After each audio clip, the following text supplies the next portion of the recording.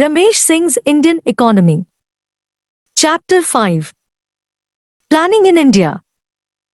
For the first 8 plans, the emphasis was on a growing public sector with massive investments in basic and heavy industries, but since the launch of the 9th plan in 1997, the emphasis on the public sector has become less pronounced, and the current thinking on planning in the country, in general, is that it should increasingly be of an indicative nature. Introduction. It was the Soviet Union which explored and adopted national planning for the first time in the world. After a prolonged period of debate and discussion, the first Soviet plan commenced in 1928 for a period of 5 years. But the world outside was not fully aware of the modus operandi of development planning till the 1930s. It was the exodus of the East European economists to Britain and the United States in the 1920s and 1930s that made the world aware as to what economic or national planning was all about. The whole lot of colonial world and the democracies of the time were fascinated by the idea of planning as an instrument of economic progress. The nationalist leaders with socialistic inclination of the erstwhile British colonies were more influenced by the idea of economic planning. The whole decade of the 1930s is the period in the Indian history when we see nationalists, capitalists, socialists, Democrats and academicians advocating for the need of economic planning in India at one point or the other. Independent India was thus destined to be a planned economy. The economic history of India is nothing but the history of planning. Even if the so-called economic reforms started in 1991 to 92, all the humble suggestions regarding the contours of reforms were very much outlined by the Planning Commission by then.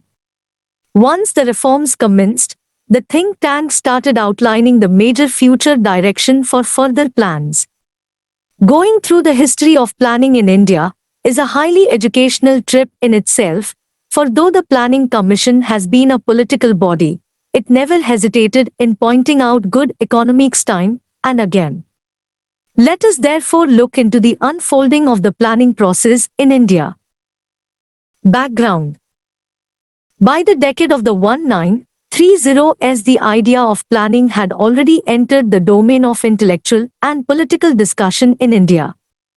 Many fresh proposals suggesting immediacy of planning in India were put forward, though the erstwhile British government remained almost immune to them. But these humble proposals of planning served their purpose once India became independent and decided to adopt a planned economy. The Visvesvaraya Plan. The credit of proposing the first blueprint of Indian planning is given to the popular civil engineer and the ex-Dewan of the Mysore state, N. Visvesvaraya. In his book The Planned Economy of India, published in 1934, he outlined the broad contours of his plan proposal. His ideas of state planning were an exercise in democratic capitalism, similar to the USA, with emphasis on industrialization, a shift of labor from agricultural to industries, targeting to double the national income in 1 decade. Though there was no follow-up by the British government on this plan, it aroused an urge for national planning among the educated citizens of the country. The Fixi Proposal. In 1934, a serious need of national planning was recommended by the Federation of Indian Chambers of Commerce and Industry, Fixi, the leading organization of Indian capitalists. Its president N.R. Sarkar proclaimed that the days of undiluted laissez-faire were gone forever, and for a backward country like India, a comprehensive plan for economic development covering the whole gamut of economic activities was a necessity. Voicing the views of the capitalist class, he further called for a high-powered National Planning Commission to coordinate the whole process of planning so that the country could make a structural break with the past and achieve its full growth potential. By the late 19th century, the economic thinking of the nationalists, such as M.G. Ranade and Dadabhai Naoroji, was in favor of a dominant role of the state in the economy and doubted the prudence of the market mechanism. This thinking was further reinforced by the Keynesian ideas in the wake of the Great Depression, the New Deal in the USA, and the Soviet experiment in national planning. Thus, the Indian capitalist class were also influenced by these events, which were voiced in the Fixi articulation for planning. The Congress Plan. Though the Gandhians and some of the business and propertied representatives were opposed to commit the party to centralized state planning, including Mahatma Gandhi, it was on the initiative of the INC President Subhash C. Bose that the National Planning Committee, NPC, was set up in October 1938 under the chairmanship of J. L. Nehru to work out concrete programs for development encompassing all major areas of the economy. Basically, the NPC was set up in a conference of the ministers of industries of the Congress-ruled states, though other states were also invited to participate, where M. Visvesvaraya, J.R.D. Tata, G.D. Birla and Lala Shri Ram and many others including academicians, technocrats, provincial civil servants, trade unionists, socialists and communists, etc., were also invited. The 15-member NPC, with 29 subcommittees and a total of 350 members, produced 29 volumes of recommendations. The work of the committee was interrupted when the Second World War broke out, and in the wake of the Quit India movement many of its members including the chairman were arrested, and between 1940 and 1945 the committee had only a nominal existence. Though the final report of the NPC could only be published in 1949, many developments related to planning took place during the interim government up to 1946. A series of valuable reports were published which brought together the constructive thinking done by the committee and the subcommittees and the materials collected in the course of their work. The importance of the NPC lies not so much in these reports as in the wide interest it created throughout the country for coordinated planning as the only means of bringing about a rapid increase in the standards of living and its emphasis on the need for bringing fundamental changes in the social and economic structure. Some of the important developments after the NPC was set up, which prepared a foundation for coordinated planning in independent India, are given below. 1. Post-War Reconstruction Committee. Early in June 1941, the Government of India formed, on popular demand, a post-war reconstruction committee, which was to consider various plans for the reconstruction of the economy. 2. Consultative Committee of Economists. A consultative committee of economists under the chairmanship of Ramaswamy Mudaliar was set up in 1941 as a think tank to advise the 4 post-war reconstruction committees for executing national plan for the country.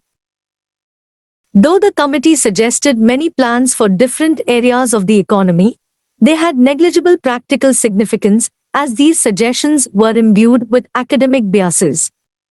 3. Planning and Development Department.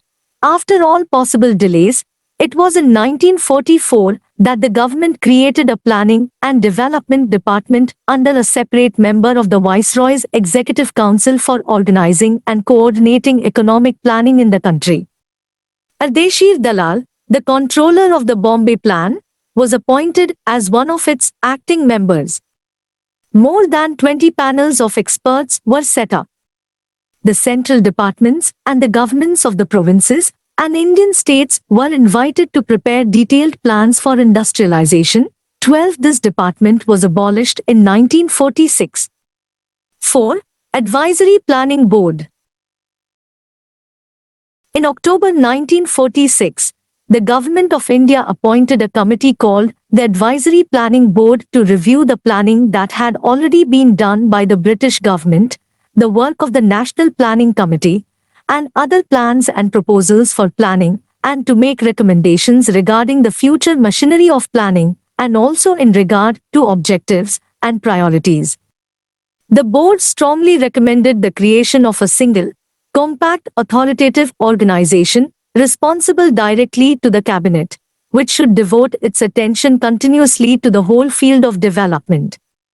This was an emphatic advice for the creation of a National Planning Commission, similar to Fixi's view of 1934, which will have autonomy and authoritative say on the process of development planning, working in tandem with the Union Cabinet and also influencing the developmental decisions of the states. This happened in 1950 with the setting up of the Planning Commission.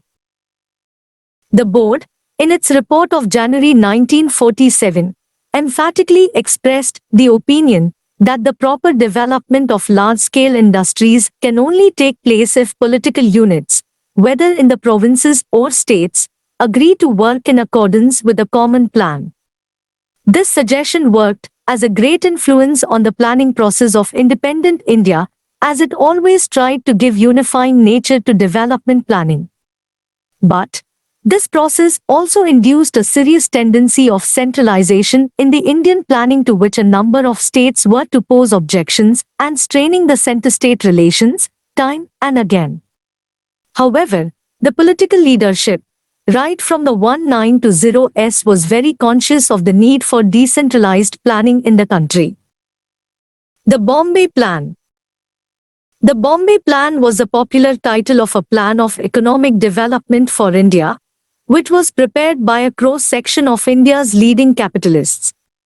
The 8 capitalists involved in this plan were Purushottamdas Thakurdas, J.R.D. Tata, G.D. Birla, Lala Shri Ram, Kasturbhai Lalbhai, A.D. Shroff, Avdeshir Dalal, and John Mathai. The plan was published in 1944-45. Out of these 8 industrialists, Purushottamdas Thakurdas was one among the 15 members of the National Planning Committee, 1938. J.R.D. Tata, G.D. Birla, and Lala Shri Ram were members of the subcommittees, 29 in total, of the National Planning Committee. The popular sentiments regarding the need of planning and crisscross of memberships between the NPC and the Bombay Plan Club made possible some clear-cut agreements between these 2 major plans, which ultimately went to mold the very shape of the Indian economy after independence.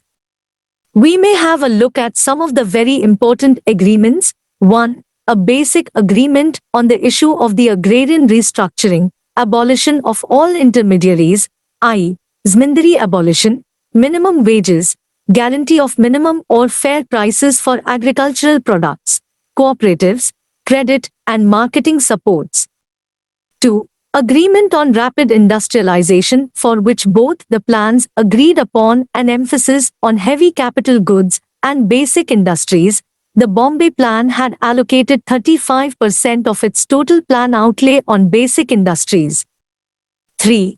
Taking clues from the Soviet planning, the NPC and the Bombay Plan both were in favor of a simultaneous development of the essential consumer goods industries, but as a low-key affair. 4. Both the plans agreed upon the importance of promoting the medium-scale, small-scale, and cottage industries, as they could provide greater employment and require lesser capital and lower order of plants and machineries.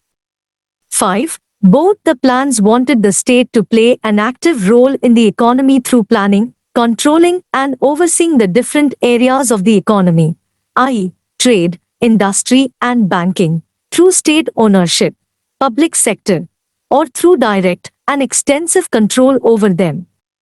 6. Large-scale measures for social welfare were favored by both the plans, which suggested to be based on issues like right to work and full employment, the guarantee of a minimum wage, greater state expenditure on housing, water and sanitation, free education, social insurance to cover unemployment and sickness, and provision of utility services such as electricity and transportation at a low cost through state subsidies. 7. Both the plans agreed upon a planning which could do away with gross inequalities through measures like progressive taxation and prevention of concentration of wealth. Inequality was considered undesirable as it tended to restrict the domestic market. The Gandhian Plan. Espousing the spirit of the Gandhian economic thinking, Shriman Narayan Agrawal formulated the Gandhian Plan in 1944. The plan laid more emphasis on agriculture. Even if he referred to industrialization, it was to the level of promoting cottage and village-level industries, unlike the NPC and the Bombay Plan, which supported a leading role for the heavy and large industries. The plan articulated a decentralized economic structure for India with self-contained villages. It needs to be noted here that the Gandhians did not agree with the views of the NPC or the Bombay Plan, particularly on issues like centralized planning, dominant role of the state in the economy, and the emphasis on industrialization being the major ones. For Gandhi, the machinery, commercialization and centralized state power were the curses of modern civilization, thrust upon the Indian people by European colonialism. It was industrialism itself, Gandhi argued, rather than the inability to industrialize, which was the root cause of Indian poverty. This was until the 1940s that the Congress supported the above given view of Gandhi to mobilize a mass movement against the colonial rule. But it was in the NPC that the Congress tried to articulate a different view on these issues, almost taking a break from Gandhi's ideas. The very first session of the NPC was brought to an impasse by J.C. Kumarappa, the lone Gandhian on the 15-member NPC, by questioning the authority of the NPC to discuss plans for industrialization. He said on the occasion that the national priority, as adopted by the Congress, was to restrict and eliminate modern industrialism. The impasse was normalized after Nehru intervened and declared that most members of the NPC felt that large-scale industry ought to be promoted as long as it did not come into conflict with the cottage industries. This was a long-drawn ideological impasse, which made it necessary to articulate the Gandhian view of planning via this plan. The People's Plan. In 1945, yet another plan was formulated by the radical humanist leader M.N. Roy, chairman of the post-war Reconstruction Committee of Indian Trade Union. The plan was based on Marxist socialism and advocated the need of providing the people with the basic necessities of life. Agricultural and industrial sectors, both were equally highlighted by the plan. Many economists have attributed the socialist leanings in Indian planning to this plan. The common minimum programs of the United Front government of the mid-90s, 20th century, and that of the United Progressive Alliance of 2004 may also be thought to have been inspired from the same plan. Economic reforms with the human face, the slogan with which the economic reforms started in the early 1990s, also has the resonance of the People's Plan. The Salvodya Plan. After the reports of the NPC were published, and the government was set to go for the 5-year plans, a lone blueprint for the planned development of India was formulated by the famous socialist leader Jayaprakash Narayan, the Salvodya Plan published in January 1950. The plan drew its major inspirations from the Gandhian techniques of constructive works by the community and trusteeship, as well as the Sarvodaya concept of Acharya Vinoba Bhave, the eminent Gandhian constructive worker. Major ideas of the plan were highly similar to the Gandhian plan, like emphasis on agriculture, agri-based small and cottage industries, self-reliance, and almost no dependence on foreign capital and technology, land reforms, self-dependent villages, and decentralized participatory form of planning and economic progress, to name the major ones. Some of the acceptable ideas of the plan got their due importance when the Government of India promoted 5-year plans. By the early 1960s, Jayaprakash Narayan had become highly critical of the Indian planning process, especially of its increasing centralizing nature and dilution of people's participation in it. Basically, the very idea of democratic decentralization was disliked by the established power structure, namely, the MLAs or MPs, the bureaucracy, and the state-level politicians. This led the Jayaprakash Narayan Committee, 1961, to decide against the centralizing nature of Indian planning. The committee pointed out that after having accepted Panchayati Raj as the agency responsible for planning and execution of plans, there is no longer any valid reason for continuing the individual allocations subject ways even to serve as a guide. Disregarding the humble advice of the committee, central schemes like Small Farmers Development Agency, SFDA, Drought-Prone Area Program, DAP, Intensive Tribal Development Program, ITDP, Intensive Agricultural District Program, IADP, etc., were introduced by the government and were put totally outside the purview of the panchayats.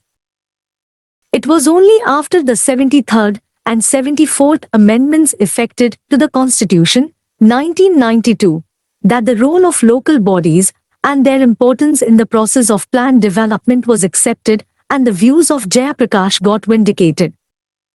Some area-wise reports.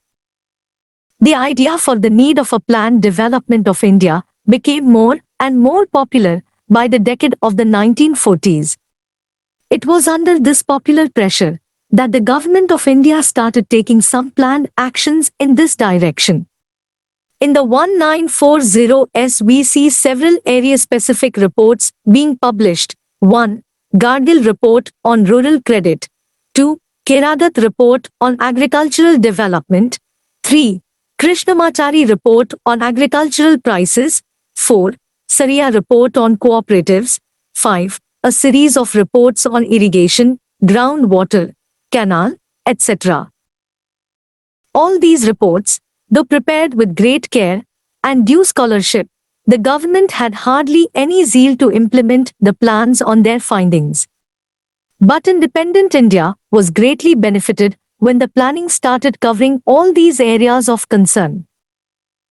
There is no doubt in drawing the conclusion that prior to independence, there was thus a significant measure of agreement in India between the Government of India under the Secretary of State, the Indian National Congress, prominent industrialists, and the others on the following principles. 1. There should be central planning, in which the state should play an active part for social and economic development to bring about a rapid rise in the standard of living. 2. There should be controls and licensing in order, among other things, to direct investments into the desired channels and ensure equitable distribution. 3.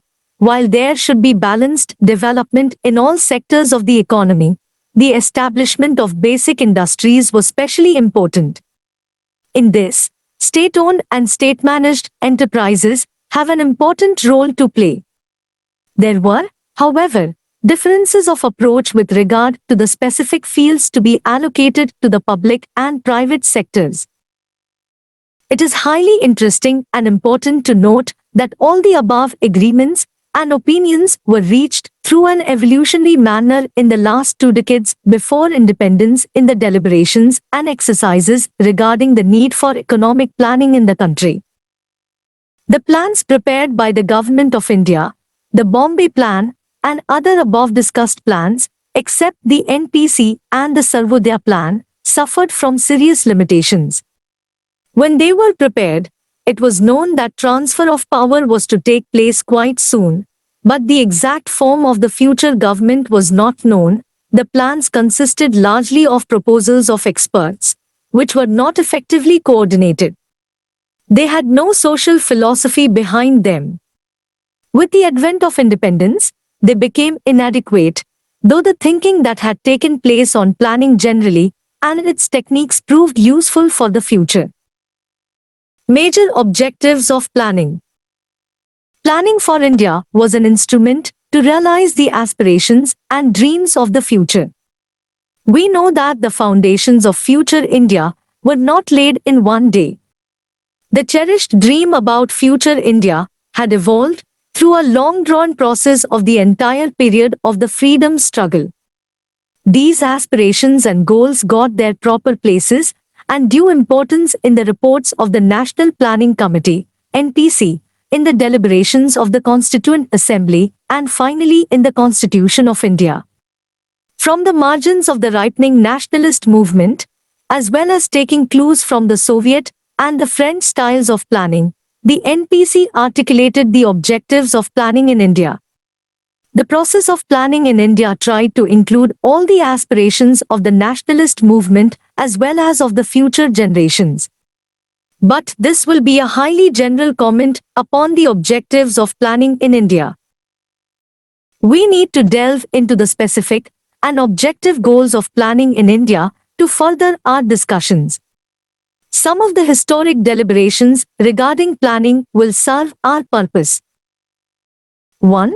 Reviewing the entire situation in the light of the social philosophy evolved over decades. The Constituent Assembly came to the conclusion that to guide this revolution of rising expectations into constructive channels, India should make determined efforts through carefully planned large-scale social and economic development and the application of modern scientific and technological improvements to bring about a rapid and appreciable rise in the standard of living of the people, with the maximum measure of social justice attainable. On the whole, it was a call for India becoming a welfare state. This important deliberation does not only call for the necessity of planning for the country, but it also outlines the broader objectives of planning. 2. There are three important features included in the constitutional provisions which pertain to the objectives of planning in the country. A. Economic and social planning is a concurrent subject. Also, while framing the union, state, and concurrent lists, allocating subjects, and other provisions, the Constitution vests power in the Union to ensure coordinated development in essential fields of activity, while preserving the initiative and authority of the states in the spheres allotted to them. B. The Constitution includes provisions for promoting cooperation on a voluntary basis between the Union and the states and among states and groups of states in investigation of matters of common interest, in legislative procedures and in administration, thus avoiding the rigidities inherent in federal constitutions, Articles 249, 252, 257, 258, 258-A and 312. In other words, the objective is cooperative federalism. C. The Constitution also sets out in broad outline the pattern of the welfare state envisaged and the fundamental principles on which it should rest.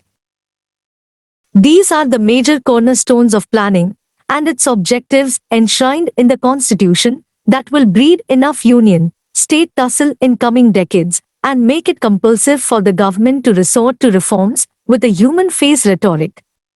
We can see the methodology of planning taking a U-turn in the era of the economic reforms since the early 1990s. 3. The government resolution announcing the setting up of the Planning Commission, March 1950, started with a reference to the constitutional provisions bearing on the socio-economic objectives of the Constitution. The fundamental rights and the directive principles of the Constitution assure every citizen, among other things, adequate means of livelihood, opportunities for employment, and a socio-economic order based on justice and equality. Thus, the basic objectives of planning were already given in the provisions of the Constitution of India. These were emphatically stated in the first 5-year plan, 1951-56, itself, in the following words.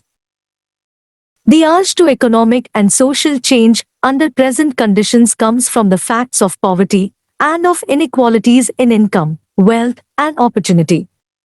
The elimination of poverty cannot obviously be achieved merely by redistributing existing wealth. Nor can a program aiming only at raising production remove existing inequalities. These two have to be considered together. 4. The above objectives of planning were time and again emphasized in one form or the other in the coming times. As the second 5-year plan, 1956-61, said, The plan has to carry forward the process initiated in the first plan period.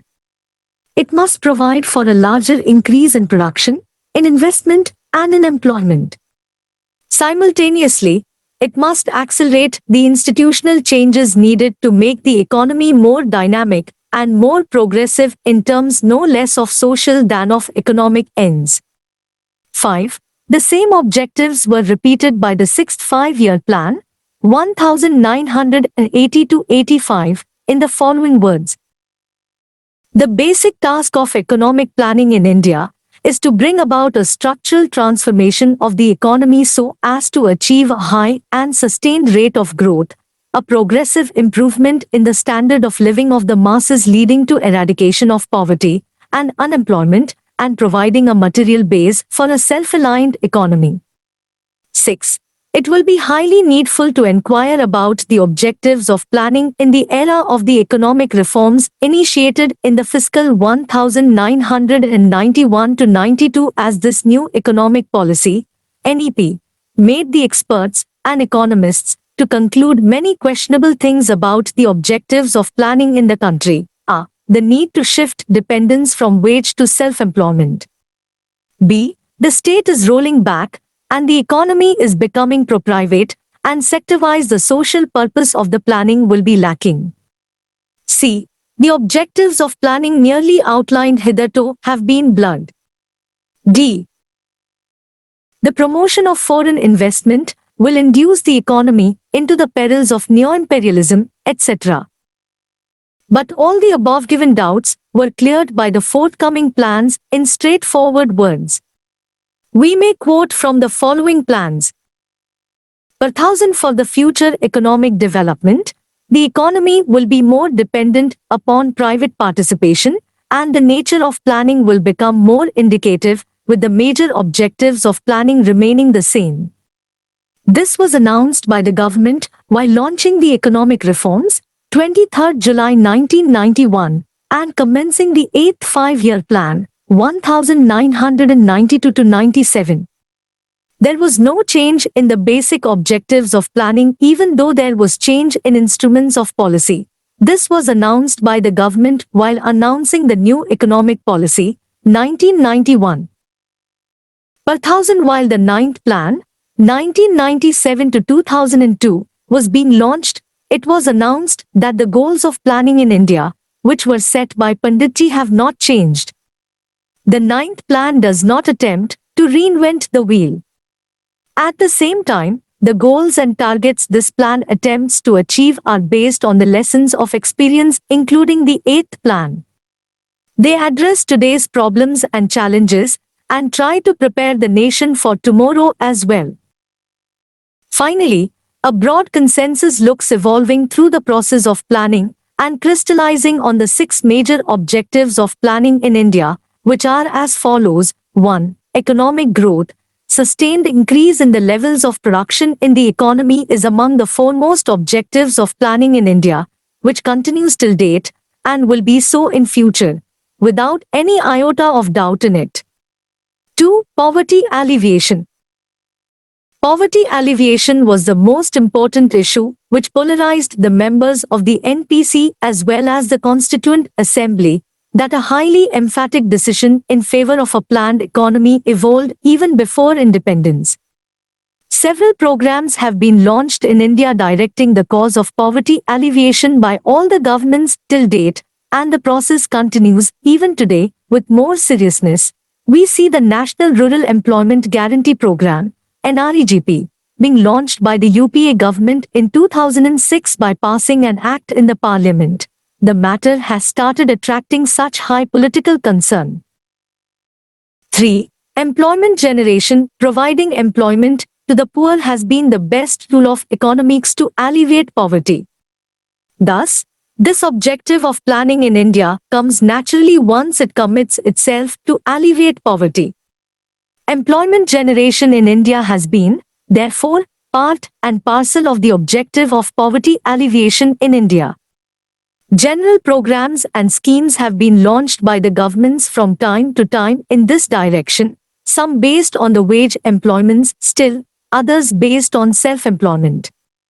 4. Controlling economic inequality. There were visible economic inequalities in India at the interpersonal as well as at the intrapersonal levels. Economic planning as a tool of checking all kinds of economic disparities and inequalities was an accepted idea by the time India started planning. To fulfill this objective of planning, the governments have enacted highly innovative economic policies, at times even inviting a tussle with regard to the fundamental rights enshrined in the Constitution.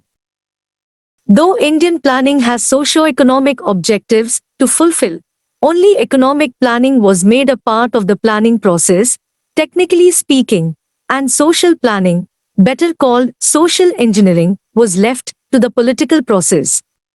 That is why reservation in government jobs and admissions in premier academic institutions, land reforms, promoting intercaste marriages, etc., do not fall under the purview of the Planning Commission. 5. Self-Reliance. During the 1930s and 1940s, there was an ardent desire among the nationalists, capitalists, and the NPC for making the economy self-reliant in all economic spheres. Self-reliance was defined not as autarky, but as an effort to strike against a subordinate position in the world economy. As Jawaharlal Nehru asserted, self-reliance does not exclude international trade, which should be encouraged but with a view to avoid economic imperialism. India still strives for self-reliance in every field of the economy, as well as serving the realities of higher interdependence in the globalizing world post-World Trade Organization, WTO. 6. Modernization. Modernizing the traditional economy was set as a foremost objective of planning. Especially, the agriculture sector of the economy needed an immediate inclusion of modern methods and techniques of farming, dairying, etc. Similarly, in education too, India needs to go for inclusion of modern education system. India did not miss the chance of accepting the importance of modern science and technology. As the economy had selected industry as its prime moving force, PMF, it was essential to adopt the changing dimensions of science and technology. The major objectives of planning in India are not only broad but open-ended. That is why it hardly needed any change and modification with changing times. It means, after the completion of one plan, the objectives for the new plan are automatically set. Coming to the composition of the objectives, we may confidently conclude that all the aspirations of the preamble, the directive principles of the state policy, the fundamental duties, and the fundamental rights have got their due place and weightage. All the aspirations of the nationalists and the freedom fighters look resonating in the very soul of the Indian planning system. The above given objectives of planning got abolished with the Planning Commission. Under the new body, Niti Ayog, a holistic and federal objectives of planning have been set by the GOI. They have been discussed under the subtitle Niti Ayog at the end of this chapter. Planning Commission. Once the National Planning Committee published its report, 1949, there was a firm inclusion of the need for economic and social planning in the Constitution. The stage was set for the formal launching of planning in the country. Though the economy was run on the principles of planning very much after the independence itself, it was in a piecemeal manner only. For formal planning to begin, for the whole economy at the national level, there was a need for a permanent expert body which could take over the responsibility of the whole gamut of planning, i.e., plan formation, resource aspects, implementation and review, as planning is a technical matter. Thus, in March 1950 the Planning Commission, PC, was set up by the government by a cabinet resolution, without resorting to legislation. Important details regarding the composition, legal status, etc., of the PC were as under 1. An extra-constitutional, i.e., non-constitutional, and non-statutory body, Though planning originates from the Constitution, there is no reference to the PC in it. 2. An advisory body to the Government of India on an array of issues of economic development. 3. A think tank on economic development with the Prime Minister as its ex officio chairman and with the provision or a deputy chairman. The main function of the deputy chairman was to coordinate the work of the commission. 4. Had an open provision for the number of its membership, as many area experts are required by the particular proposed period of planning, other than 6 union cabinet ministers as its ex officio members and a member secretary. The Minister of Planning is already an ex officio member of the PC. 5. An autonomous body entitled to form its own views on important issues and place them before the governments. It worked closely with the union and state cabinets and had full knowledge of their policies. 6. Was invariably consulted on changes proposed in social and economic policies. To ensure free and full exchange of ideas, the PC had established a convention that it will not give publicity to differences of views between the Commission and the Union and state governments. 7. Linked with the Union Cabinet at the Secretariat level. The PC was part of the Cabinet organization, and the demand for grants for it was included in the budget demand for the Cabinet Secretariat. 8. Seated at the Yojana Bhavan, the Commission had a staff of secretaries and advisors and also a research organization. 9. The PC was a technical body with experts and professionals coming from an array of specific areas as per the need of planning of the concerned period. See footnote 42. 10. The Commission had executive powers. Functions of the Planning Commission. Though the PC was set up with a definite purpose of planning, nobody knew that it would extend its functions over the entire spectrum of administration in the country. It was described as the economic cabinet of the country, as a whole, even encroaching upon the constitutional body like the Finance Commission and not being accountable to the Parliament.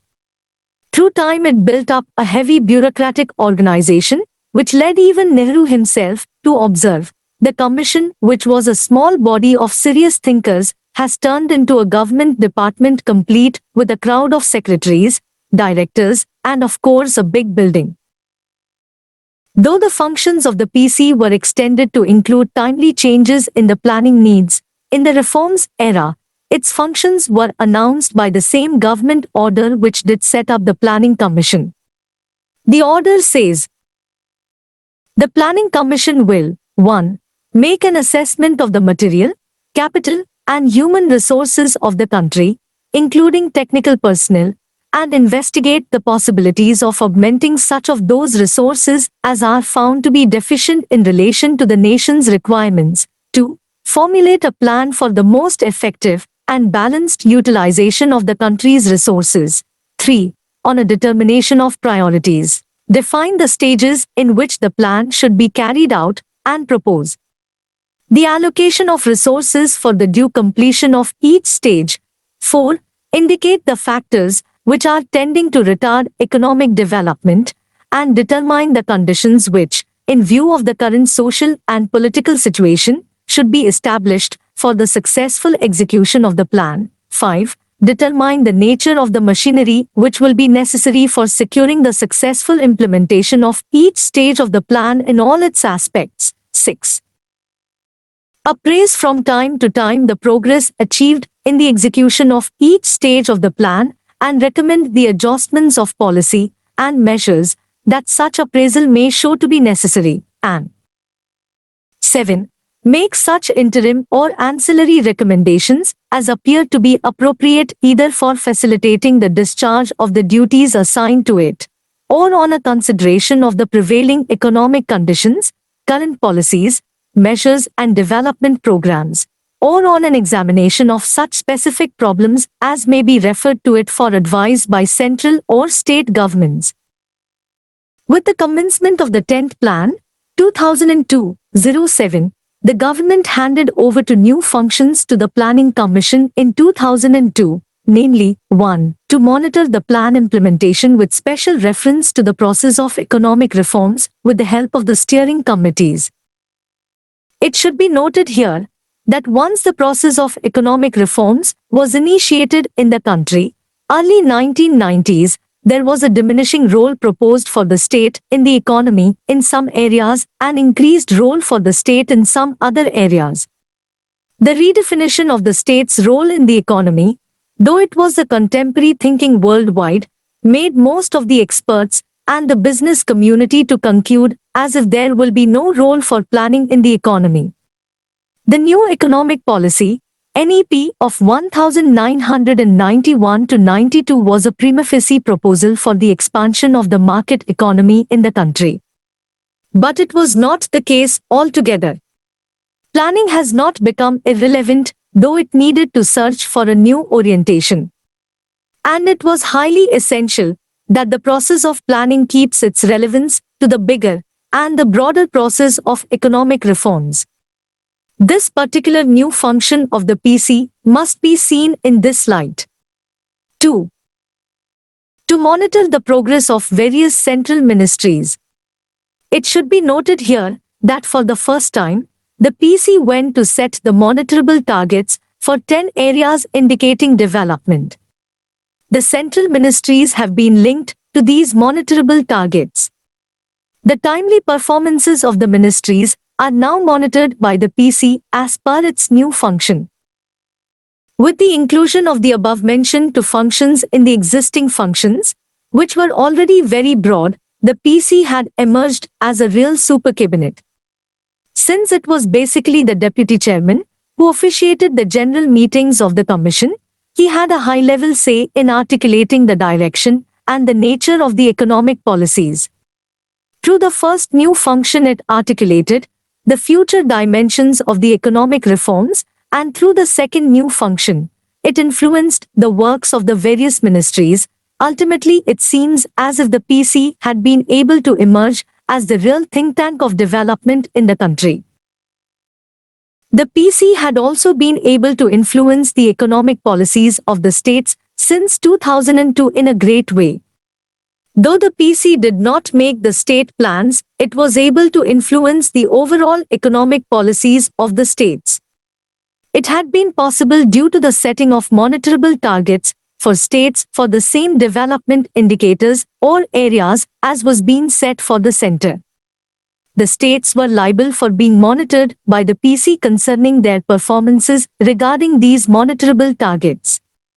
This way the central government had started having its say over the state governments via the new functions of the PC. We may conclude that the PC had been able to unify not only the various economic policies of the center, but also those of the states with the help of these two new functions. Earlier, there had always been a lack of congruence among the policies of the various central ministries and the ideas articulated by the PC. An epitaph to the Planning Commission. On 1st January 2015, the government formally abolished the PC by replacing it with the newly created body, the Niti Ayog. With this there ended an era in the economic history of independent India. Whether it was better to revive the PC or abolish it has been a matter of much debate among the disciplined experts, politicians, and the media. The debate, at times, had emotional tones too. But the government has its own wisdom behind the action. A detailed discussion on it has been included as the last subtopic of this chapter titled Niti Ayog. As an epitaph to the PC, maybe an ode, it will be quite relevant to have an eye on the report of the Independent Evaluation Office, IEO, on the former, which was submitted to the Prime Minister Office by late June 2014. As per it, the PC was created in response to the unique challenges faced by a nascent democracy and a fledgling economy. It conceived a top-down approach to planning that envisaged a dynamic central government building up the economic and social order of weak states. The report called the PC in its current form and function a hindrance and not a help to India's development. It further added that it is not easy to reform such a large ossified body, and it would be better to replace it with a new body that is needed to assist states in ideas, to provide long-term thinking, and to help cross-cutting reforms. Some of the major recommendations of IEO on the PC are as follows. 1. The PC be scrapped and replaced with the Reform and Solutions Commission, RSC, which should be staffed with experts with domain knowledge and kept free from any ministerial administrative structure. The new body should have full-time representation of major trade and industry organizations, civil society representatives, academics, etc., so as to capture their concerns and benefit from their expertise in formulating long-term strategy. 2. The RSC will perform three main functions. A. Serve as a solutions exchange and repository of ideas that have been successful in different aspects of development in various states and districts and in other parts of the world. B. Provide ideas for integrated systems reform. And C. Identify new and emerging challenges and provide solutions to preempt them. 3. The current functions of the PC be taken over by other bodies, which are better designed to perform those functions. 4. Since the state governments have better information about local requirements and resources than the central government and central institutions, they should be allowed to identify priorities and implement reforms at the state level, independent of mandatory diktats from the central institutions. 5. The task of long-term economic thinking and coordination can be performed by a new body established to act solely as a think tank within the government. 6. The Finance Commission be made a permanent body responsible for the allocation of centrally collected revenue to the states, and the Finance Ministry be tasked with the division of funds among the various central ministries. The recommendations of the IEO, a brainchild of the PC itself, on the PC were quite surprising, even shocking to few. Whether the new body replacing the PC will be a betterment over the latter and will be able to carve out its desired aims is a matter to be evaluated and analyzed in future. Meanwhile, we can visibly find some of the recommendations of the IEO resonating in the newly created body, the Niti Ayog, the replacement for the PC. Note, while a detailed literature has been included on the Niti Ayog in this chapter, the literature on the PC has been left unchanged for ease of understanding and comparative purpose. National Development Council. The National Development Council, NDC, was set up on 6 August 1952 by a resolution issued from the Cabinet Secretariat. The first plan recommended its formation with a very concise and suitable observation. In a country of the size of India, where the states have under the Constitution full autonomy within their own sphere of duties, it is necessary to have a forum such as a National Development Council at which, from time to time, the Prime Minister of India and the Chief Ministers of the states can review the working of the plan and of its various aspects. There were some strong reasons why the NDC was set up, which may be seen as follows. 1. The central plans were to be launched in the states and the UTs with the participation of the state-level personnel. The Planning Commission was not provided with its own implementation staff, though the PC was given the responsibility of plan implementation for this purpose. Therefore, the consent and cooperation of these federal units was a must. 2. Economic planning as a concept had its origin in the centralized system, i.e., Soviet Union. For India, to democratize or decentralize the very process of planning was not a lesser task than promoting development itself. Indian planning is rightly said to be a process of trial and error in striking a balance between liberty and progress, central control and private initiative, and national planning with local authority. The setting up of the NDC can be considered as a step towards decentralized planning. 3. In the constitutional design of the federal rigidities, it was necessary to provide the whole planning process a unified outlook. The NDC serves the purpose of diluting the autonomous and rigid federal units of the Union of India. The NDC initially comprised the Prime Minister of India, de facto chairman, the chief ministers of all states, and the members of the Planning Commission, replaced by the Niti Ayog since January 2015. In the first meeting of the NDC held on November 8 to 9, 1952, Jawaharlal Nehru stated that NDC is essentially a forum for intimate cooperation between the state governments and the central government for all the tasks of national development. In the words of Nehru, setting up of the NDC may be regarded as one of the most significant steps taken for promoting understanding and consultation between the Union and the state governments on planning and common economic policies. Considering the recommendations of the Administrative Reforms Commission, the NDC was reconstituted and its functions redefined by a cabinet resolution on 7 October 1967.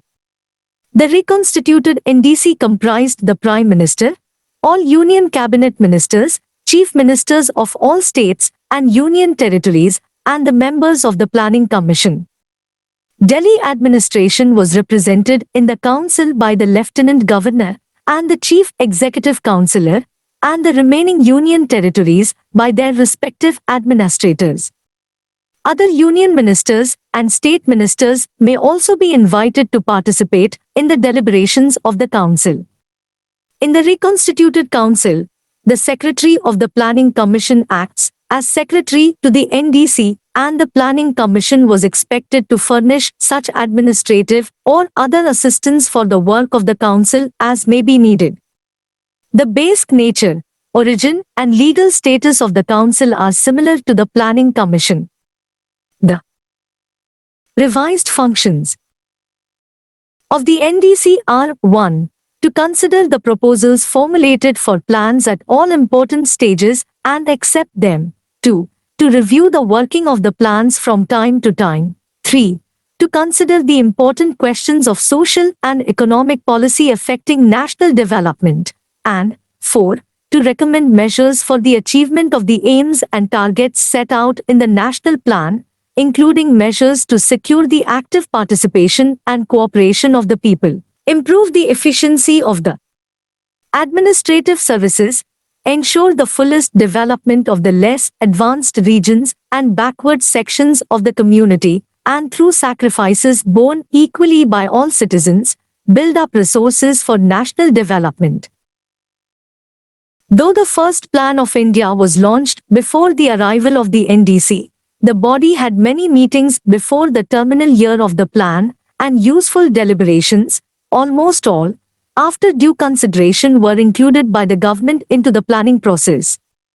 But after the death of Jawaharlal Nehru, the greatest champion of democratic decentralization in the country, the NDC had become a small gathering of only those who had the same vested interests, with only the Congress CMIs participating in its meetings. The CMIs belonging to other political parties usually did not come to its meetings. The government hardly gave any importance to their advice. A phase of tussle between the center and the states started worsening from here onward with a degradation in principles of the cooperative federalism. With every 5-year plans which follow, it was only by the mid-1990s that we see the revival of the lost glory of NDC as well as that of the spirit of decentralized planning. This has been possible due to 3 major reasons.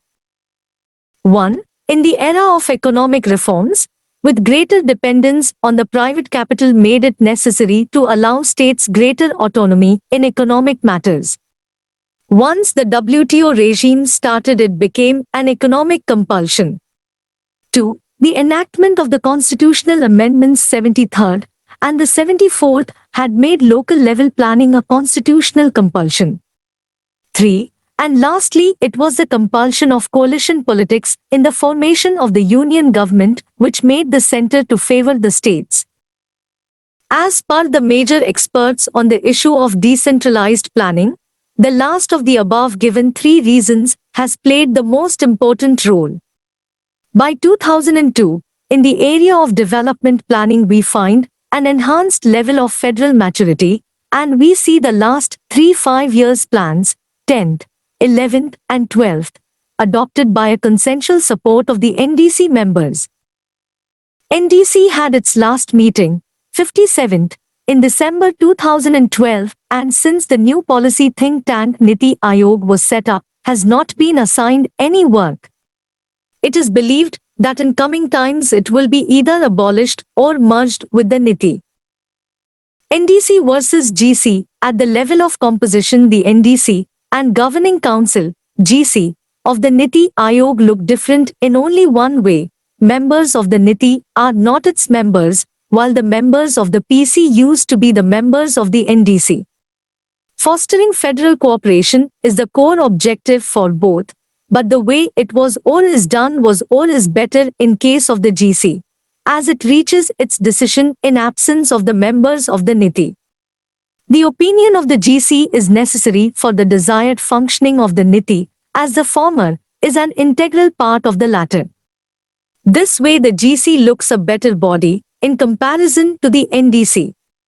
This rationale gets doubly wetted by the government's belief that the Niti is state's best friend at the center, the third function of the Niti.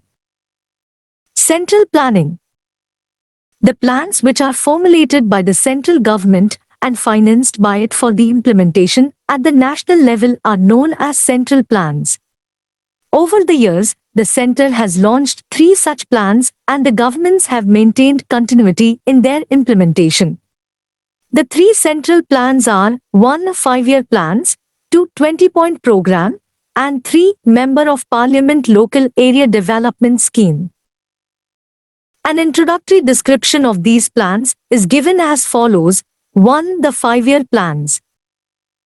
This is the most important among the central plans and is being continuously implemented one after the other since planning commenced in India. As planning has been a purely political exercise in India, the 5-year plans of the country have seen many unstable and critical moments till date. Several new developments related to planning also took place during the years. Given below is a concise summary of the plans, as we see their different periods of implementation. First plan. The period for this plan was 1951 to 56. As the economy was facing the problem of large-scale food grains import, 1951, and the pressure of price rise, the plan accorded the highest priority to agriculture including irrigation and power projects. About 44.6% of the plan outlay went in favor of the public sector undertakings, PSUs. The plan was launched with all the lofty ideas of socio-economic development, which had frustrating outcomes in the following years. Second plan. The plan period was 1956 to 61. The strategy of growth laid emphasis on rapid industrialization, with a focus on heavy industries and capital goods. The plan was developed by Professor Mahalanobis. Due to the assumption of a closed economy, shortages of food and capital were felt during this plan. Third plan. The plan period was 1961 to 65. The plan specifically incorporated the development of agriculture as one of the objectives of planning in India besides, for the first times, considering the aim of balanced regional development. Enough misfortunes awaited this plan. 2 wars, one with China in 1961 to 62 and the other with Pakistan in 1965 to 66 along the Gujarat border, and a severe drought famine in 1965 to 66 had to be faced. Due to heavy drain and diversion of funds, this plan utterly failed to meet its targets.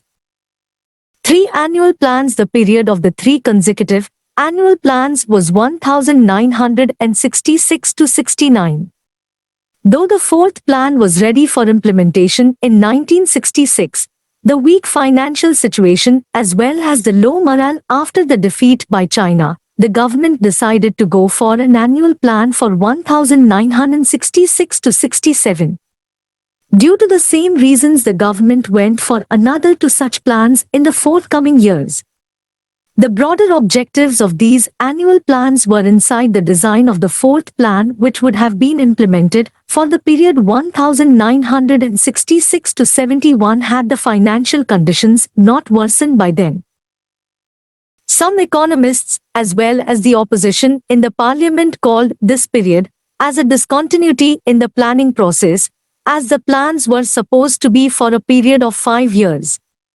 They named it a period of plan holiday, i.e., the planning was on a holiday. Fourth plan. The plan period was 1969 to 74. The plan was based on the Gargill strategy, with special focus to the ideas of growth with stability and progress towards self-reliance. Droughts and the Indo-Pak War of 1971 to 72 led the economy to capital diversions, creating financial crunch for the plan. The politicization of planning started from this plan, which took serious populist design in the coming plans. Frequent double-digit inflations, unreined increase in the fiscal deficits, subsidy-induced higher non-plan expenditures, and the first move in the direction of nationalization and greater control and regulation of the economy were some of the salient features of this plan, which continued unchanged till the early 1990s. The search for political stability at the center converted planning into a tool of real politics, with greater and greater centralization ensuing plan after plan.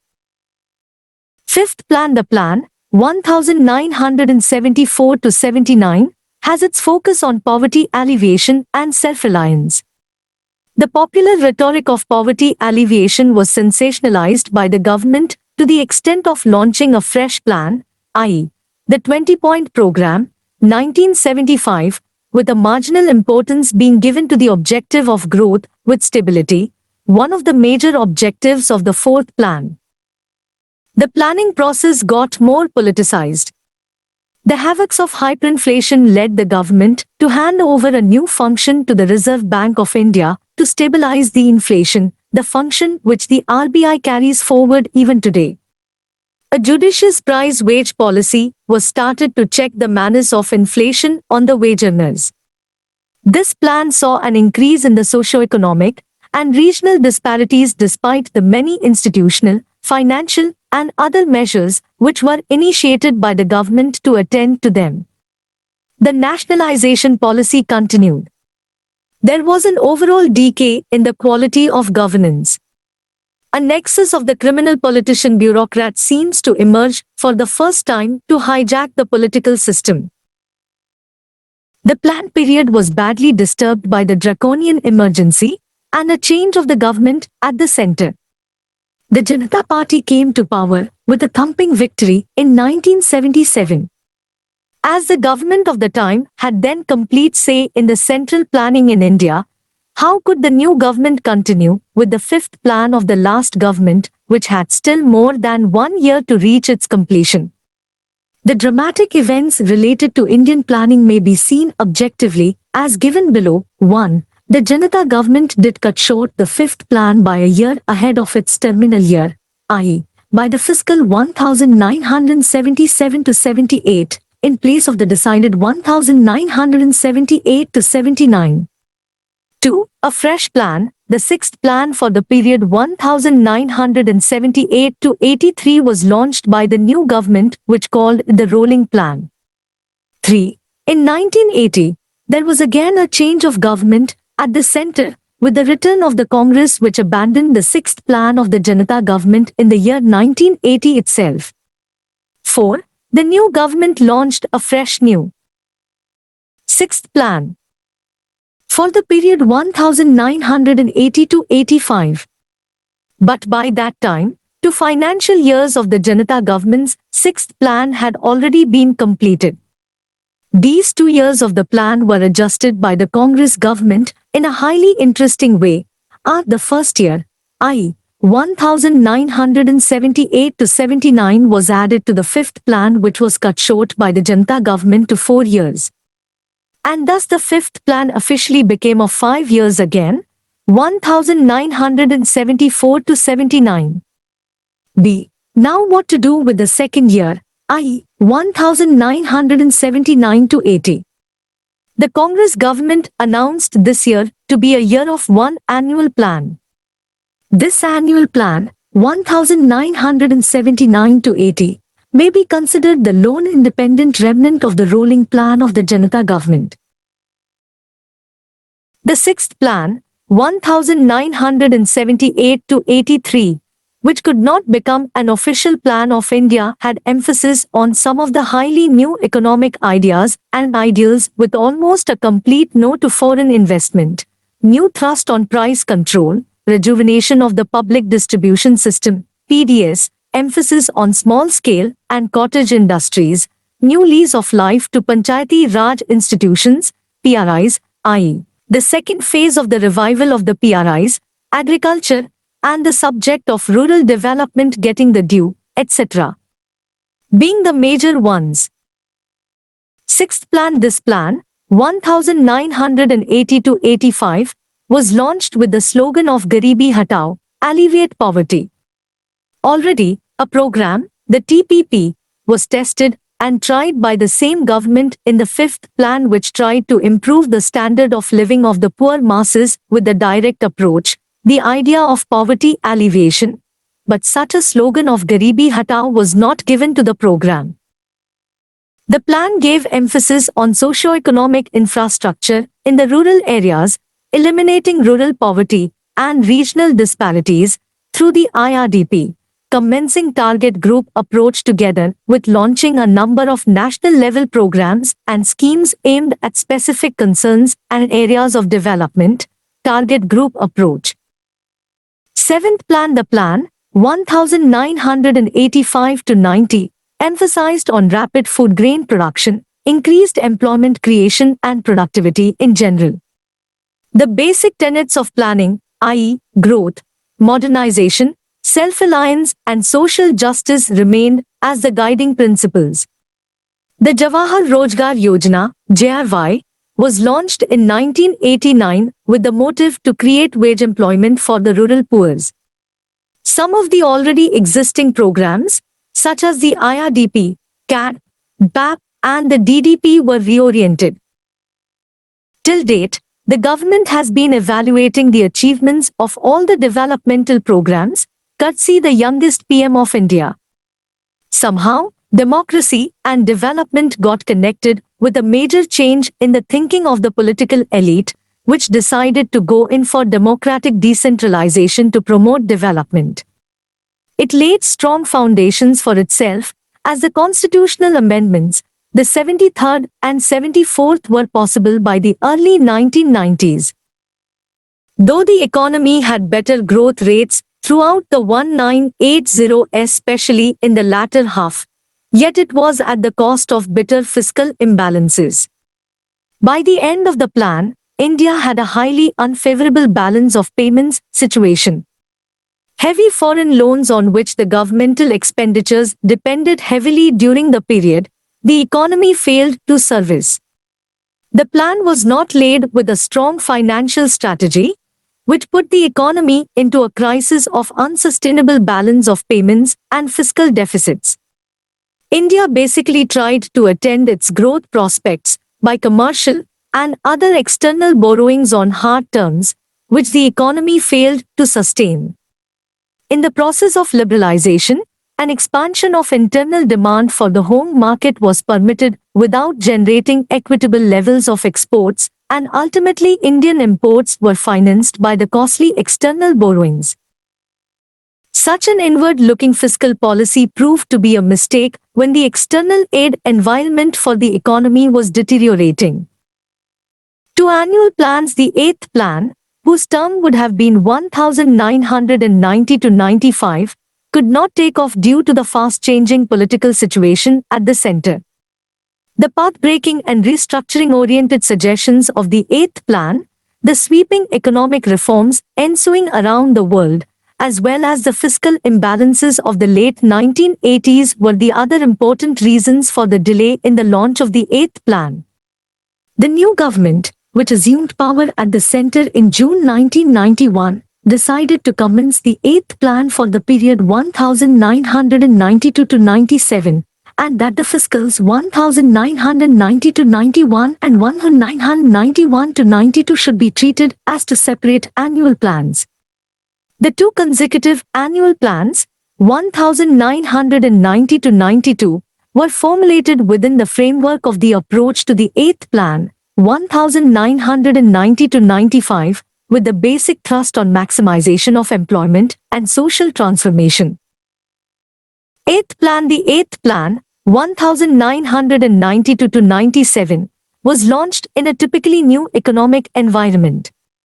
The economic reforms were already started in July 1991 with the initiation of the structural adjustment and macro-stabilization policies necessitated by the worsening balance of payments, higher fiscal deficit, and unsustainable rate of inflation.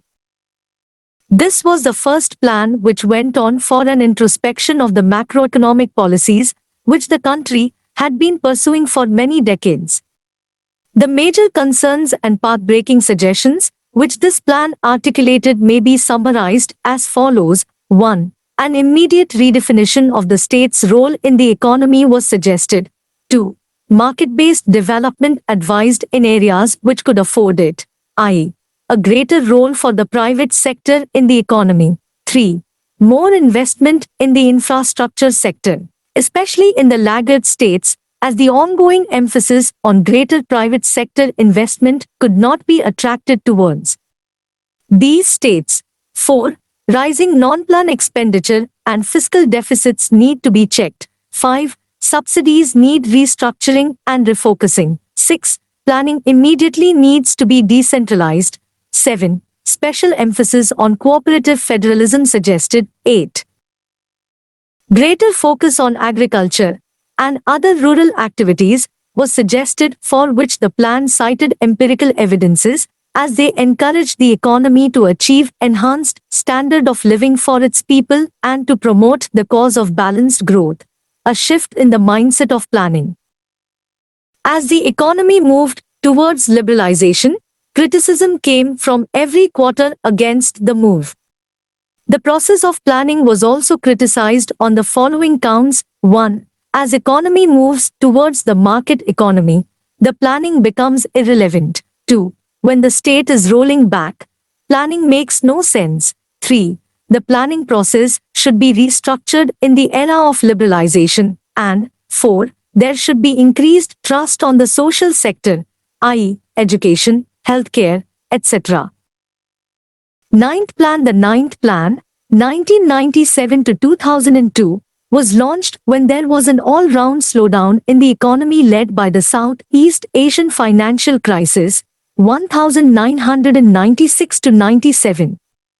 Though the liberalization process was still criticized, the economy was very much out of the fiscal imbroglio of the early 1990s.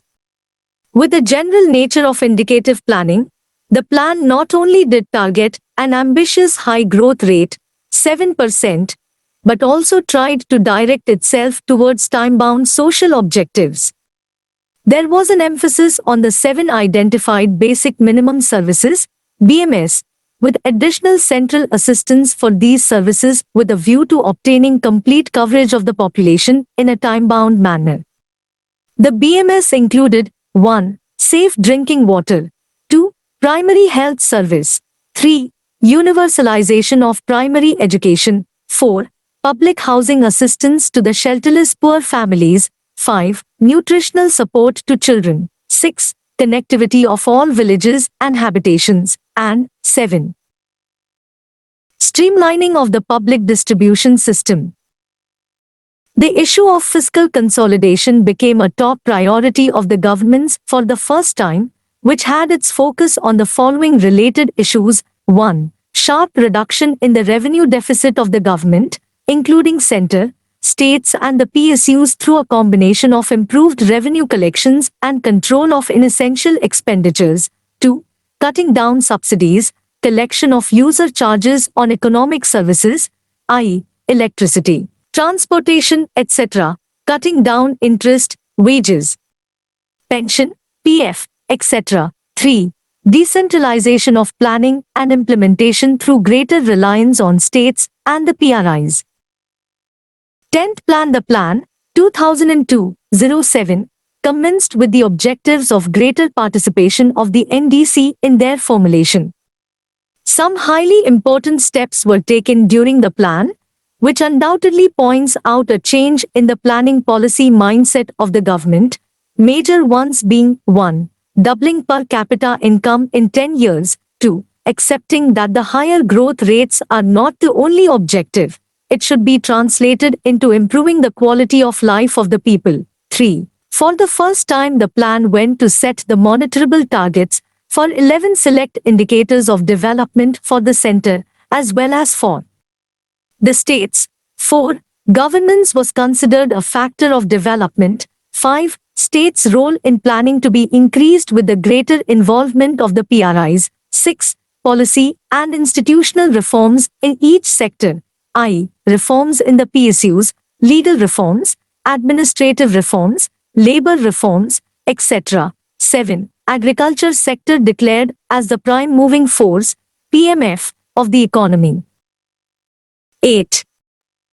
Increased emphasis on the social sector, i.e., education, health, etc. 9. Relevance between the processes of economic reforms and planning emphasized, etc. 11th Plan. The plan targets a growth rate of 10% and emphasizes the idea of inclusive growth. In the approach paper, the Planning Commission shows its concerns regarding realizing the growth targets on account of the compulsions towards the Fiscal Responsibility and Budget Management Act. In recent times, some aberrations in the economy have started to increase the government's concerns in meeting the planned target of 10% growth. The major concerns are 1. A higher inflation, above 6%, led to the tightening of the credit policy forcing lower investment in the economy, which will lower production. 2. A stronger rupee is making export earnings shrink fast. 3. Costlier food grains and other primary articles playing havoc for the poor masses. 4. Costlier oil prices becoming a burden for the national exchequer, etc. Not only the government, but the Confederation of Indian Industry, CII, as well as the World Bank expressed doubts in the 11th Plan realizing the ambitious 10% growth. 12th Plan. The draft approach paper of the 12th Plan, 2012-17, was prepared by the Planning Commission after widest consultation till date, recognizing the fact that citizens are now better informed and also keen to engage. Over 950 civil society organizations across the country provided inputs. Business associations, including those representing small enterprises, have been consulted. Modern electronic and social media, Google Hangout, were used to enable citizens to give suggestions. All state governments, as well as local representative institutions and unions, have been consulted through 5 regional consultations.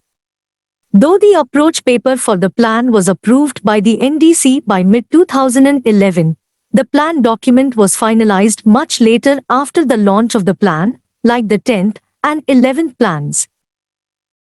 The draft approach paper lays down the major targets of the plan, the key challenges in meeting them, and the broad approach that must be followed to achieve the stated objectives, which are summed up as follows. 1.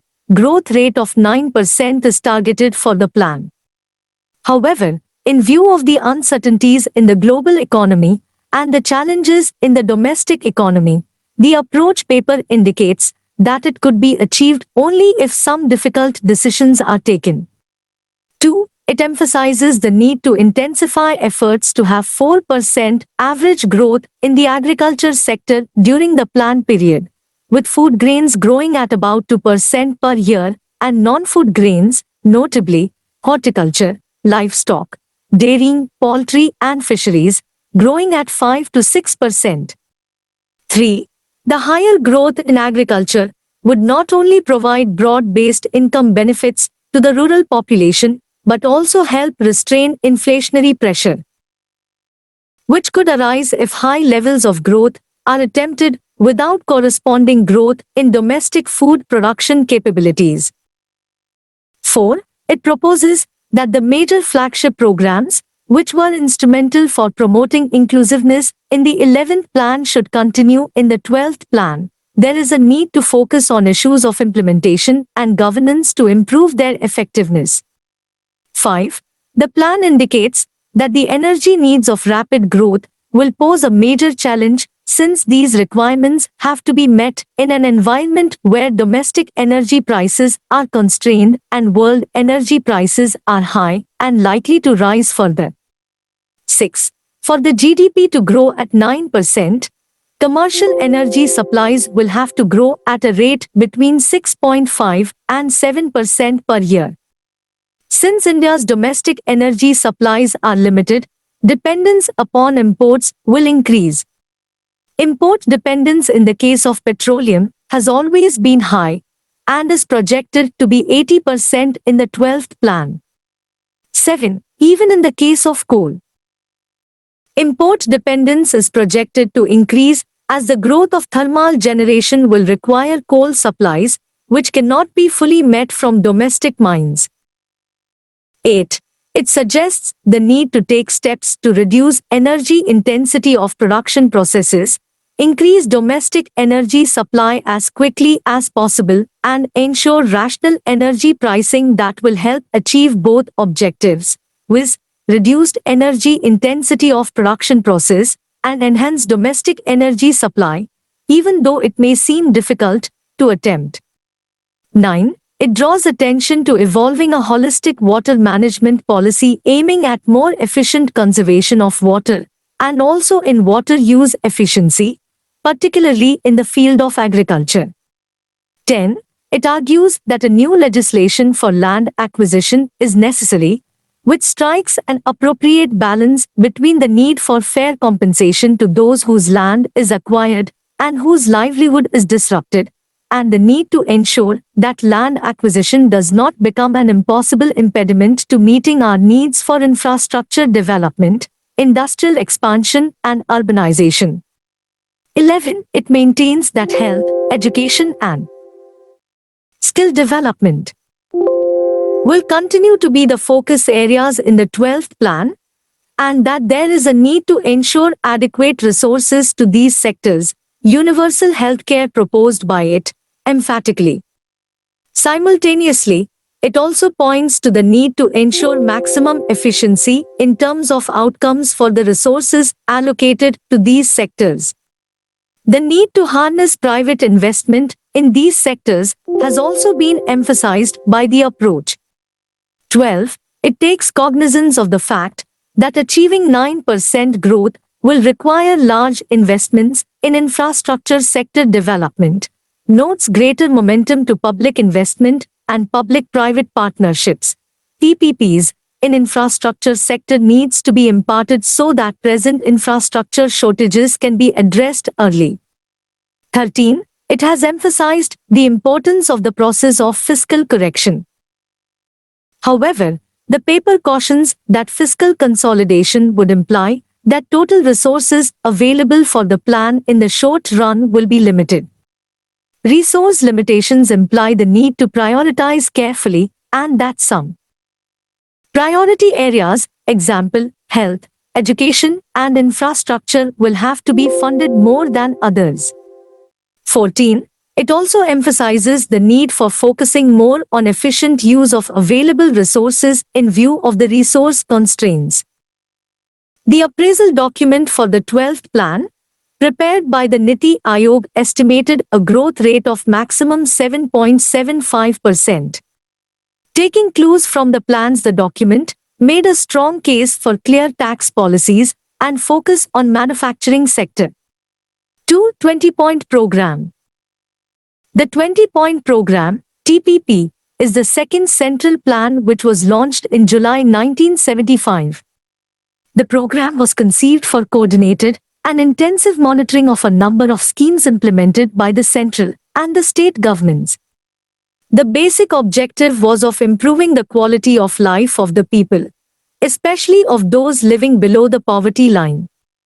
Under this, a thrust was given to schemes relating to poverty alleviation, employment generation in rural areas, housing, education, family welfare and health, protection of environment and many other schemes having a bearing on the quality of life in rural areas. The program was restructured in 1982 and 1986. The program, known as the TPP 86, has 119 items grouped into 20 points which are related to the improvement in the quality of life in rural areas. Among the total items, 54 are monitored on the basis of evaluatory criteria, 65 against preset physical targets, and rest of the 20 important items on monthly basis. The targets are fixed by the ministries at the center in consultation with the states and the UTs. The allocation for the program is done under the various 5-year plans. The TPP 86 was restructured and named TPP 2006, keeping in view the challenges of the 21st century with particular reference to the process of economic reforms. This was in harmony with the National Common Minimum Program, NCMP, of the UPA government. This was the first program which had direct attack approach on rural poverty. The forthcoming 5-year plan, i.e., the 6th plan, 1980-85, launched with the slogan Garibi Hatao, was based on the experiences of the TPP, a right mix of economics and realpolitik. Over the years, the program has been implemented uninterrupted by all political parties which came to power at the center. By mid-2015, the Ministry of Statistics and Program Implementation, MOSPI, which monitors the program, in a report to the Prime Minister's office, had advised to wrap it up as it has outlived its utility. While the PMO decided to restructure it on the recommendations of the interministerial group, which is presently working on it. It should be noted that the government has restructured the existing 50 centrally sponsored schemes, CSSs, into 30 under the active participation of the Governing Council of the Niti Ayog. 3. M-Plans. The Member of Parliament Local Area Development Scheme, M-Plans, is the last of the central plans and latest to have been launched, too. The scheme was launched on 23 December 1993, with only 5 lakh rupees given to each MPs, which was increased to 1 crore rupees in the year 1994-95. When the MPs did put a demand to increase the sum to 5 crore rupees in 1997-98, finally the government enhanced it to 2 crore rupees since 1998-99. In April 2011, the corpus was enhanced to 5 crore rupees while announcing the new guidelines for the scheme. Basically, in the early 1990s there came a demand from the MPs cutting across party lines for such a scheme so that the fruits of development could directly reach the masses via their representatives. The government of the time decided to go in for such a scheme, and the MPLAD came. Under this scheme, the members of parliament recommend some works, i.e., creation of fixed community assets, based on locally felt developmental needs, to the concerned district magistrate. The scheme is governed by a set of guidelines, which have been comprehensively revised and issued in November 2005. Its performance has improved due to proactive policy initiatives, focus monitoring and review. In recent years, many criticisms of the scheme came to the public notice, which concerned either misappropriation of the funds or non-use of the funds, especially from the backward states. The people's representative at the PRI level have been demanding scrapping of the scheme as it infringes the idea of decentralized planning. In its place, they want the funds to be given to the local bodies directly for the same kind of works specified by the M plans. In May 2014, MOSPI issued the revised guidelines for the scheme, which is simple, clear, and understandable to all concerned. The fine points of the guidelines are as given below. 1. It provides not only the list of prohibited items under the scheme, but also that of permissible items. 2. In order to encourage trusts and societies to work for the betterment of tribal people, the ceiling of 50 lakh rupees, stipulated for building assets by trusts and societies in areas occupied by TR1BLS, has been enhanced to 75 lakh rupees. 3. Further, to promote cooperative movement and rural development, the cooperative societies have also been made eligible under the MPLD scheme. 4. The abandoned or suspended MPLD work to be completed by the states. 5. Natural and man-made calamities can also be allocated funds under it. 6. Now the funds can be allocated by a MP outside of constituency or state or UTs too. 7. It can converge with the other approved central, like MGNREGA, and state government schemes. 8. Funds from local bodies can be pooled with MPLAD's works. 9. Public and community contribution is made permissible in the scheme. 10. One MP, one idea, an annual competition for best innovation in solving local problems. 11. A proper mechanism for its implementation and auditing have also been put in place. To provide MPs a greater choice under the scheme, the list of indicative and illustrative shelf of projects has been expanded touching the fields of infrastructure development, drinking water, education, roads, health, sanitation, natural calamity, etc. The scheme has been given more dynamism and flexibility. Multi-level planning. It was by the late 1950s and early 1960s that the states demanded the right to plan at the state level. By the mid-1960s, the states were given the power to plan by the center, advising them that they should promote planning at the lower levels of the administrative strata, too, i.e., at the district level planning, via the municipalities and corporations in the urban areas and via block level through panchayats and the tribal boards.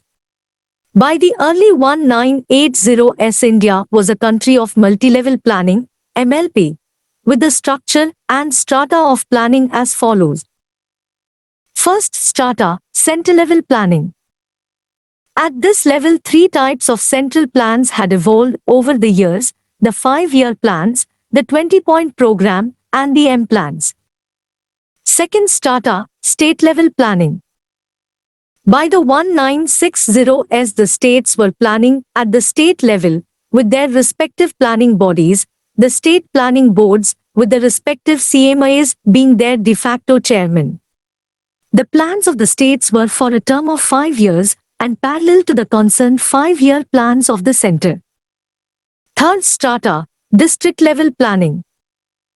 By the late 1960s, all the districts of the states were having their own plans with their respective district planning boards, with the respective district magistrate being the de facto chairman.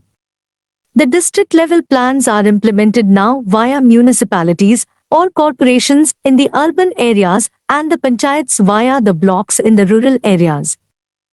Fourth strata, block-level planning.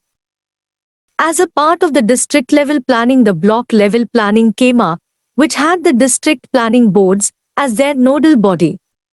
Below the blocks, India developed the planning at the local level too. Fifth strata, local level planning. By the early 1980s, plans were being implemented at the local level via the blocks and had the district planning boards, DPBs, as the nodal agency. Due to socio-economic differentiations among the population, local level planning in India developed with its three variants, namely 1. Village level planning. 2. Hill area planning. 3. Tribal area planning.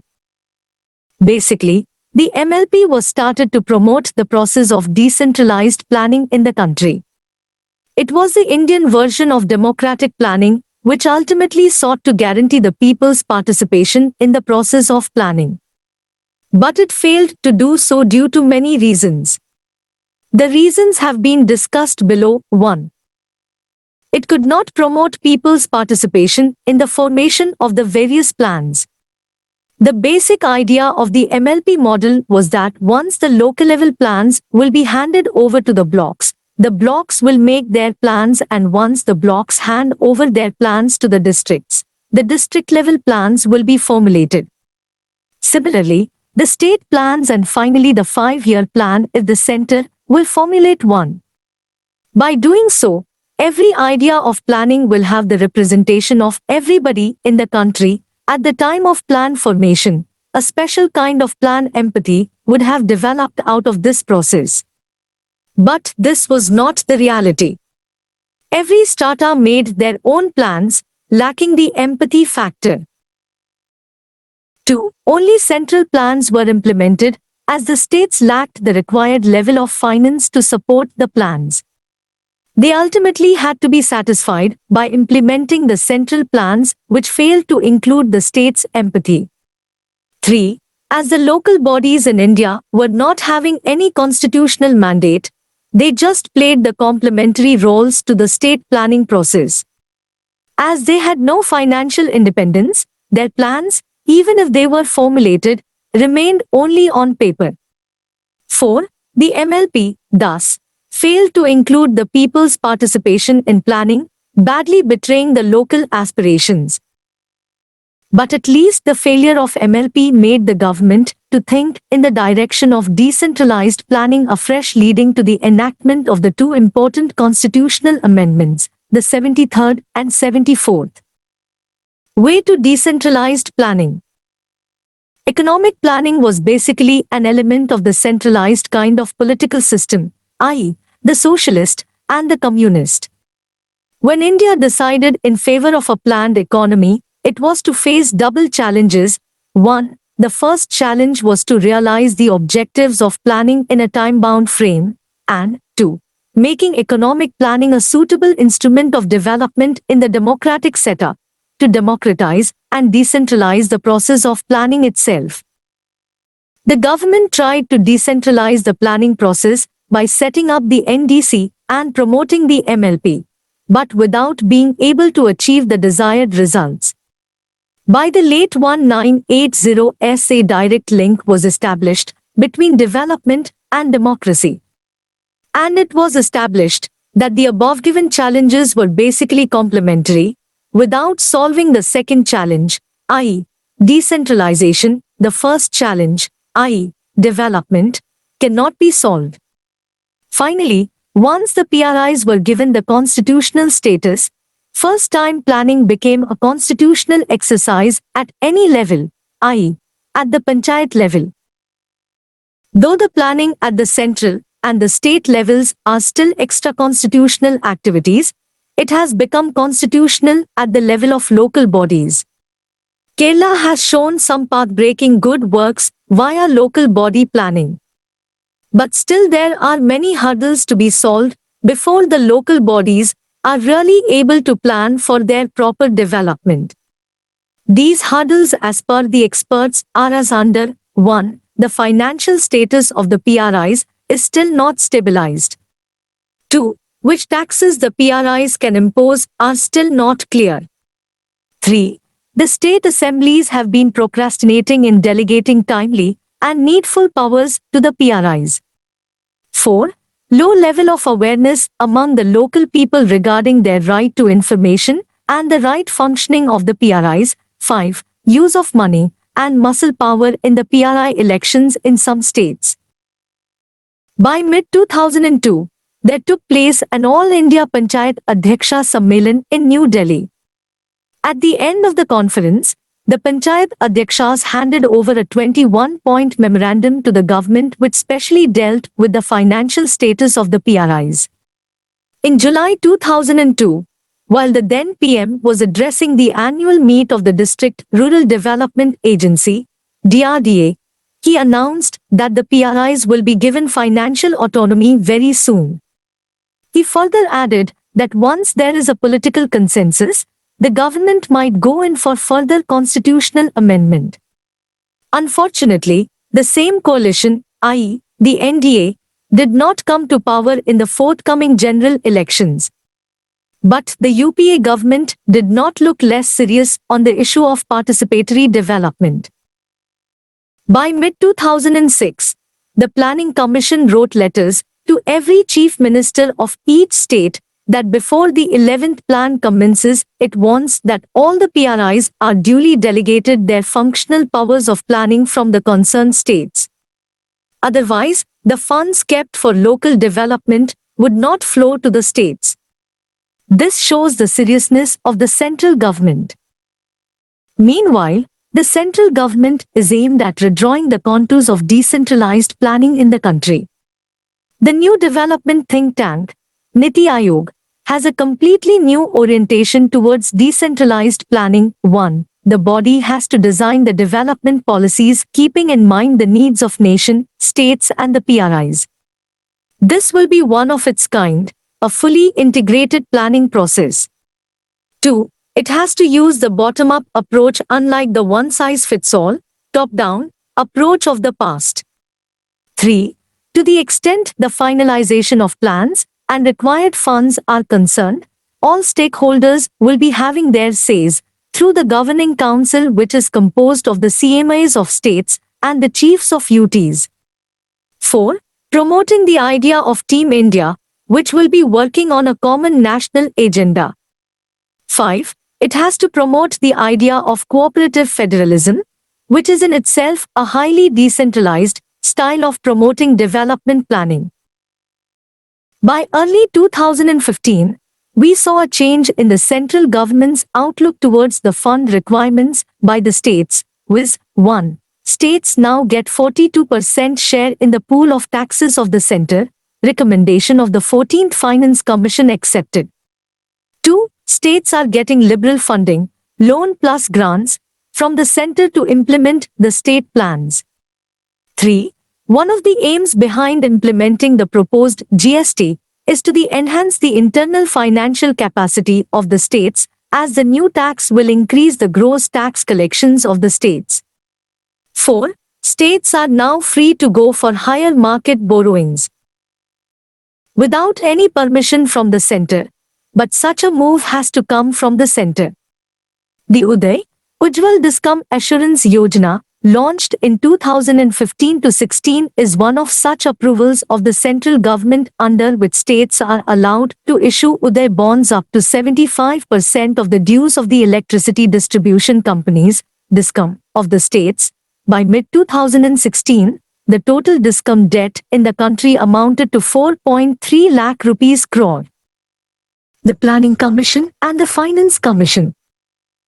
Federal political systems provide independent financial control to the central as well as the state governments so that they are able to perform their exclusive functions.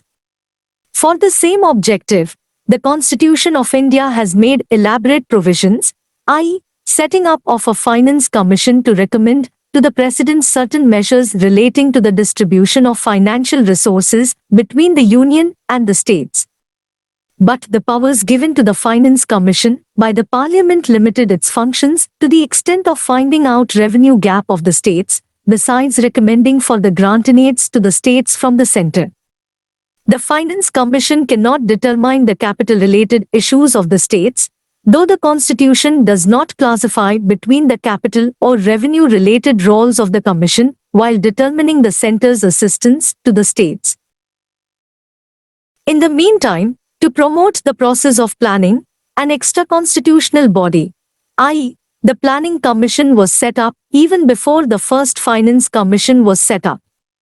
The Planning Commission played a very vital role in the process of determining central assistance to the states, as all development plans, programs and projects are within its purview. All grants or loans given by the center to the states for developmental works are practically dependent on the recommendations of the Planning Commission. And that is why the role of the Planning Commission was said to confine the role of the Finance Commission, i.e., a non-constitutional body eclipsing a constitutional body.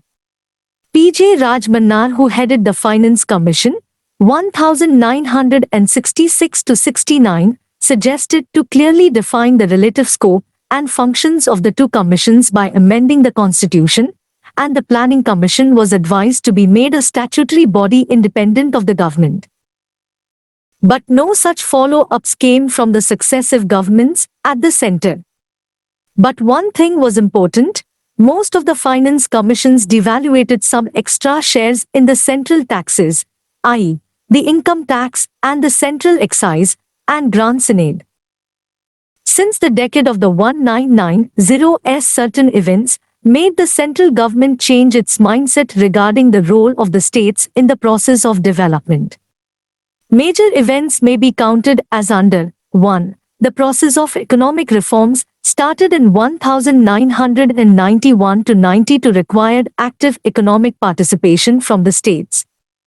2. The constitutional requirement of participatory planning mandated by the 73rd and 74th constitutional amendments was enacted in 1993. 3.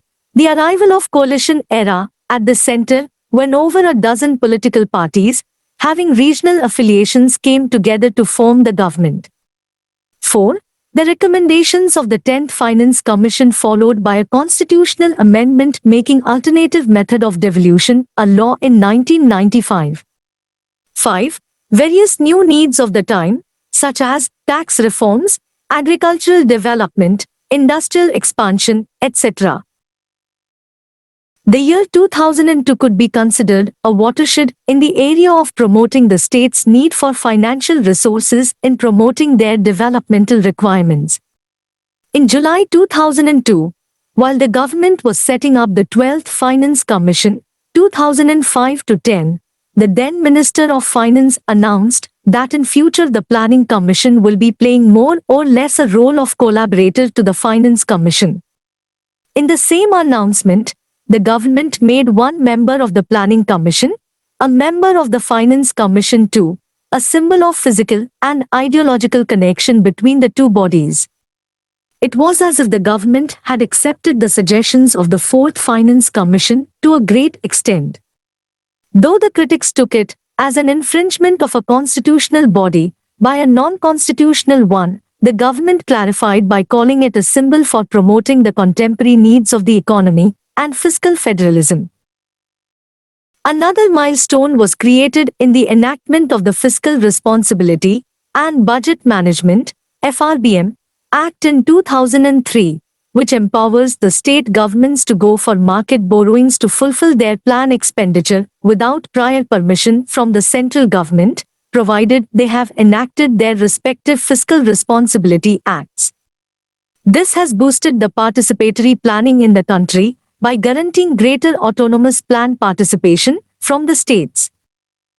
If we look at the tax reforms process, we see a general tendency of enabling the states to collect more and more taxes, the value-added tax, VAT, being a glaring example by which almost all states have been able to increase their gross tax revenue receipts.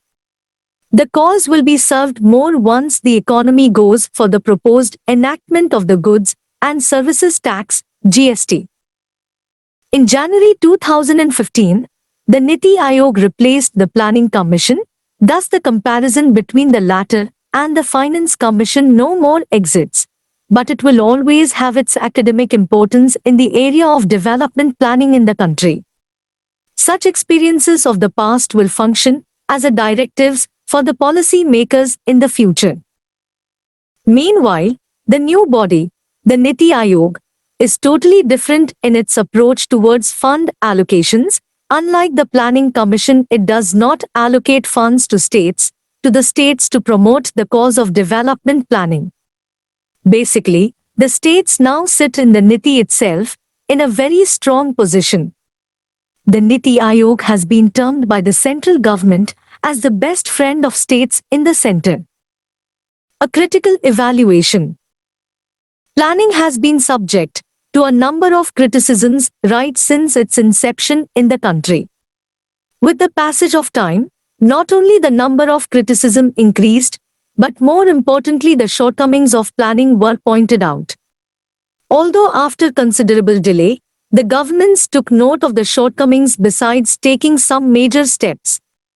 The criticisms stand even today, but with one difference that the government is not only conscious of them, but also trying to do away with them.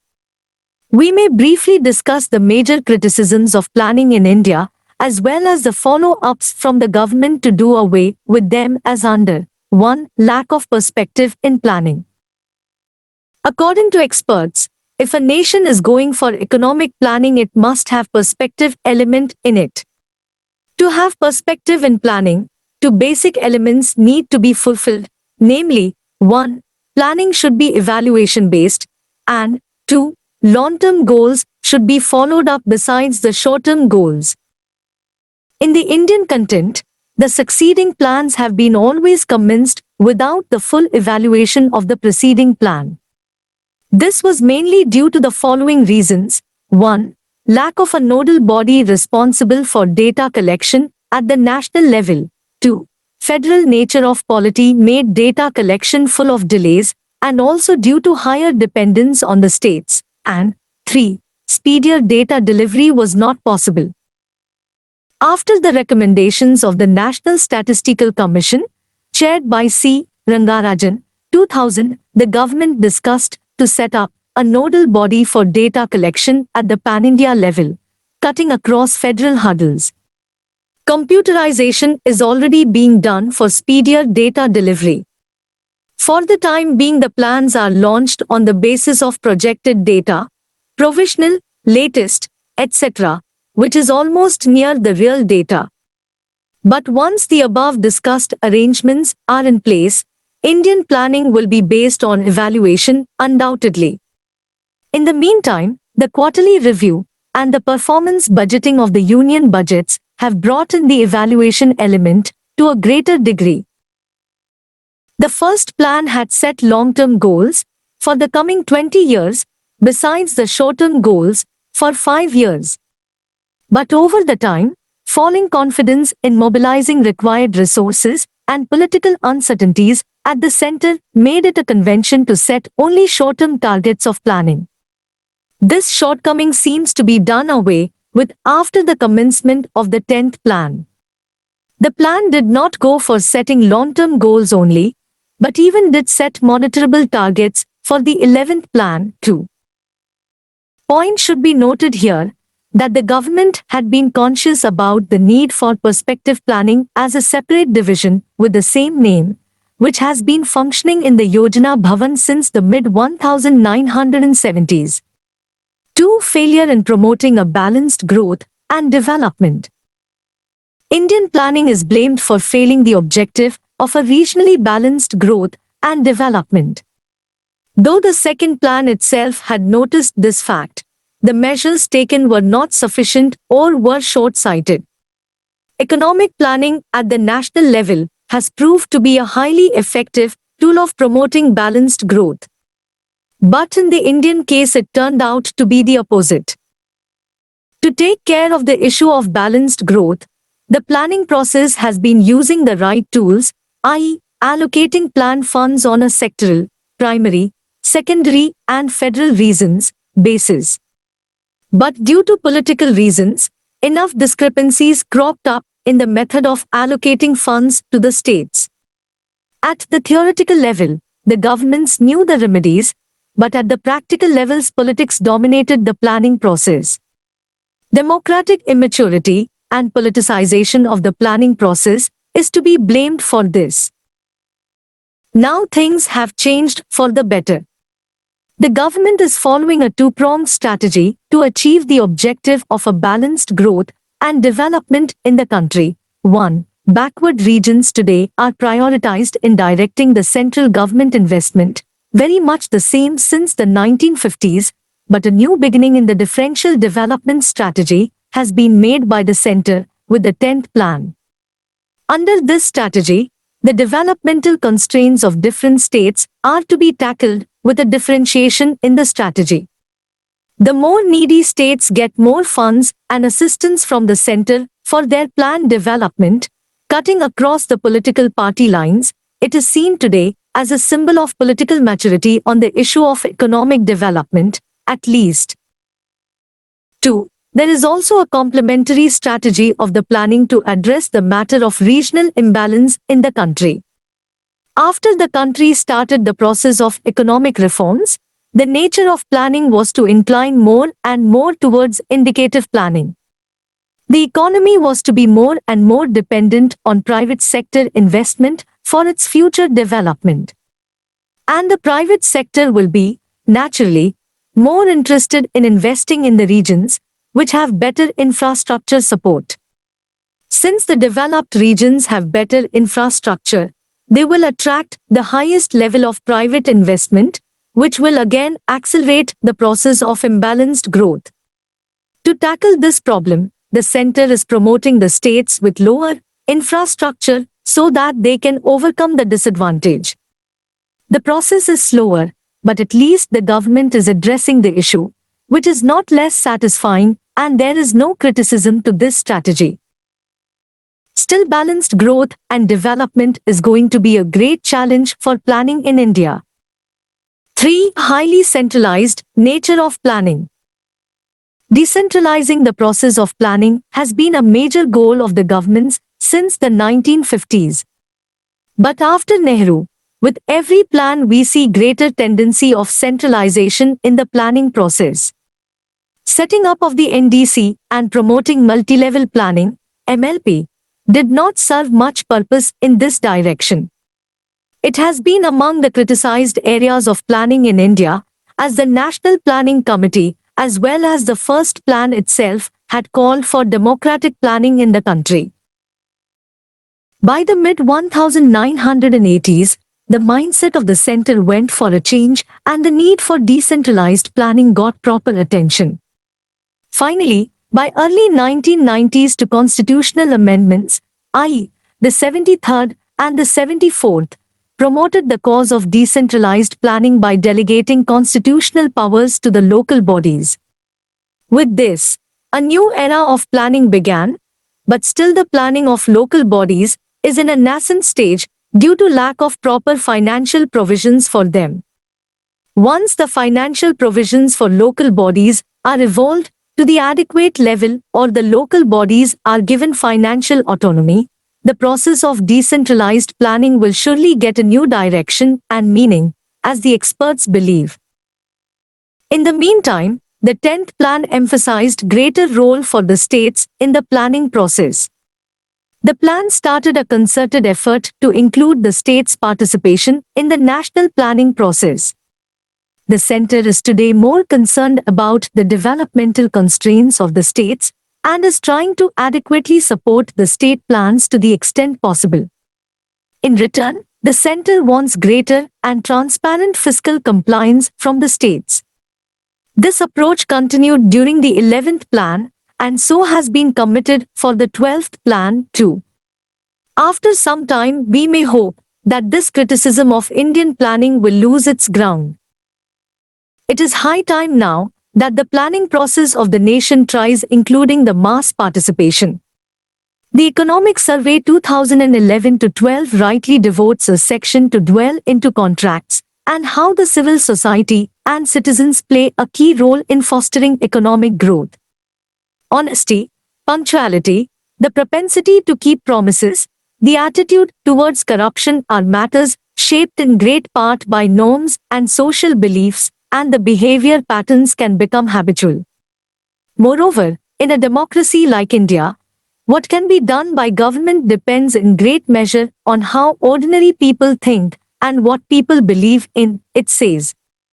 The survey further adds that the civil society has been campaigning to put in place new institutions, such as the Lokpal Act, to ensure the quality of service and bring about transparency through steps such as auction of natural resources, while the government has either been slow or resisted several changes. 4. Lopsided employment strategy.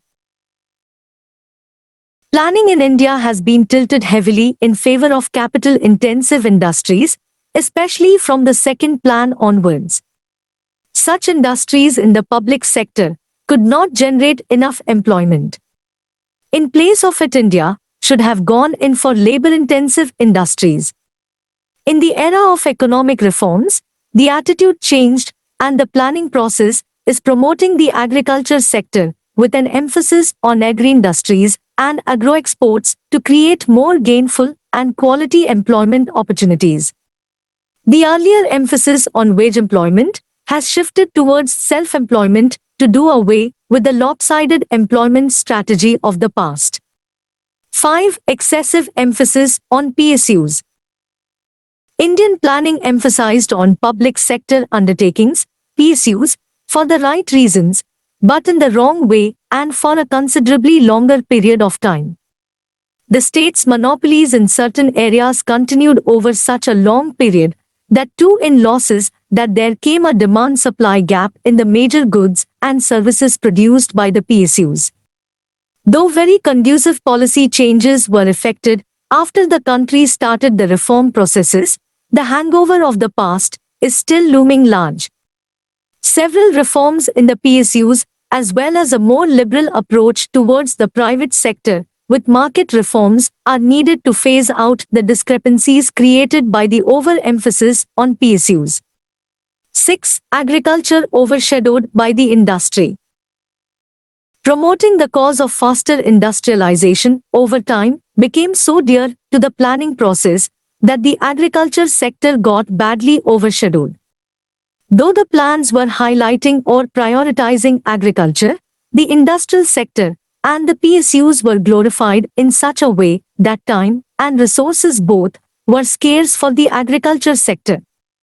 Such a policy always created a situation of food insecurity, even today, for the country and the masses who depended upon agriculture for their livelihood and income. Still, it is 58.2%, could never increase their purchasing power to a level that the economy could reverse the situation of market failure. In India, even today, industrial growth is badly dependent on agricultural growth. The 10th plan recognizes agriculture as the core element of development. This is a welcome ideological change in the strategy of planning. Now the industries can sustain themselves, but the laggard agriculture sector needs some special care and promotion from the government so that the masses who earn their livelihood from agriculture can benefit out of the WTO-promoted globalization. The agriculture sector is in urgent need of attention, otherwise, the process of globalization is going to be ineffective in benefiting the masses. 7. Faulty industrial location policy. There are time-tested theories of industrial location considering the nearness of raw materials, market, cheaper labor, better transportation and communication, etc. But the plans always prioritized setting up of new industrial units, i.e., the PSUs, in the backward regions of the country, which falsify the theories of industrial location. The government needs to develop all industrial infrastructures besides setting up certain PSUs. As the PSUs require skilled labor force, the regions failed to gain any employment from the PSUs too. The government still continues with the same policy of setting up industries, but now the new PSUs are hardly set up in traditional areas. 8. Wrong financial strategy. Mobilizing resources to support the highly capital-intensive plans, courtesy the PSUs, has always been a challenge for the government. To support the plans, no stones were left unturned, namely, going for a highly complex and liberal tax structure, nationalizing the banks, etc. Ultimately, tax evasion, the menace of parallel economy, and lesser capital for the private sector were the bane of India. Expansion of subsidies, salaries, and the interest burden every year gave an upward push to the non-plan expenditure, leading to scarcity of funds to support the plan expenditure, i.e., the developmental expenses. In the era of reforms, the government has started giving attention to the financial strategy of supporting the plans in the right way. Besides tax reforms, the financial reforms, as well as fiscal consolidation have been given proper care in recent years. 9. Politicization of the planning process. In a democratic political system, almost every issue of socio-political importance is influenced by politics. It is more correct in the case of lesser matured democracies. The same stands true for the process of planning in our country. Greater and greater politicization of the planning process culminated in such a design that at times economic planning served the opposite purpose. For example, we know that planning is a tool for promoting regionally balanced growth, but in India, in the process of serving vested political interests of the center, it resulted into promoting an imbalanced growth. In recent years, the government has tried to address the major criticism of planning in India. More such constructive steps, with better results, are expected in future. More aware and better informed citizens will lead to better and better planning in future.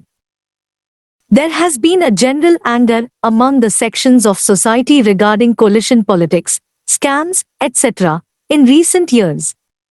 The Economic Survey 2014-15 rightly blames coalition politics and the federal structure for tardy decision-making in several areas, from oil subsidy to tax reforms, FDI in retail, and free movement of food grains. Almost everyone outside the government blamed it for policy paralysis. The survey notes it as an area of concern. The survey notes that politicians and policy makers can set the ball rolling by acting as role models, but it also cited the poor record on enforcement of contract to argue that people's attitude needs to change. In these everyday situations, such as hiring a cab or a painter, it is cumbersome to bring in the state and the law courts. Here the main guarantor has to be people's personal integrity and trustworthiness, it says. The statement comes from a government that has been battling a spate of corruption scandals, ranging from those in the telecom sector to Commonwealth Games, and criticism over poor governance standards and inability to push through critical decisions. The Economic Survey 2012-13 suggested a new objective for the Planning Commission.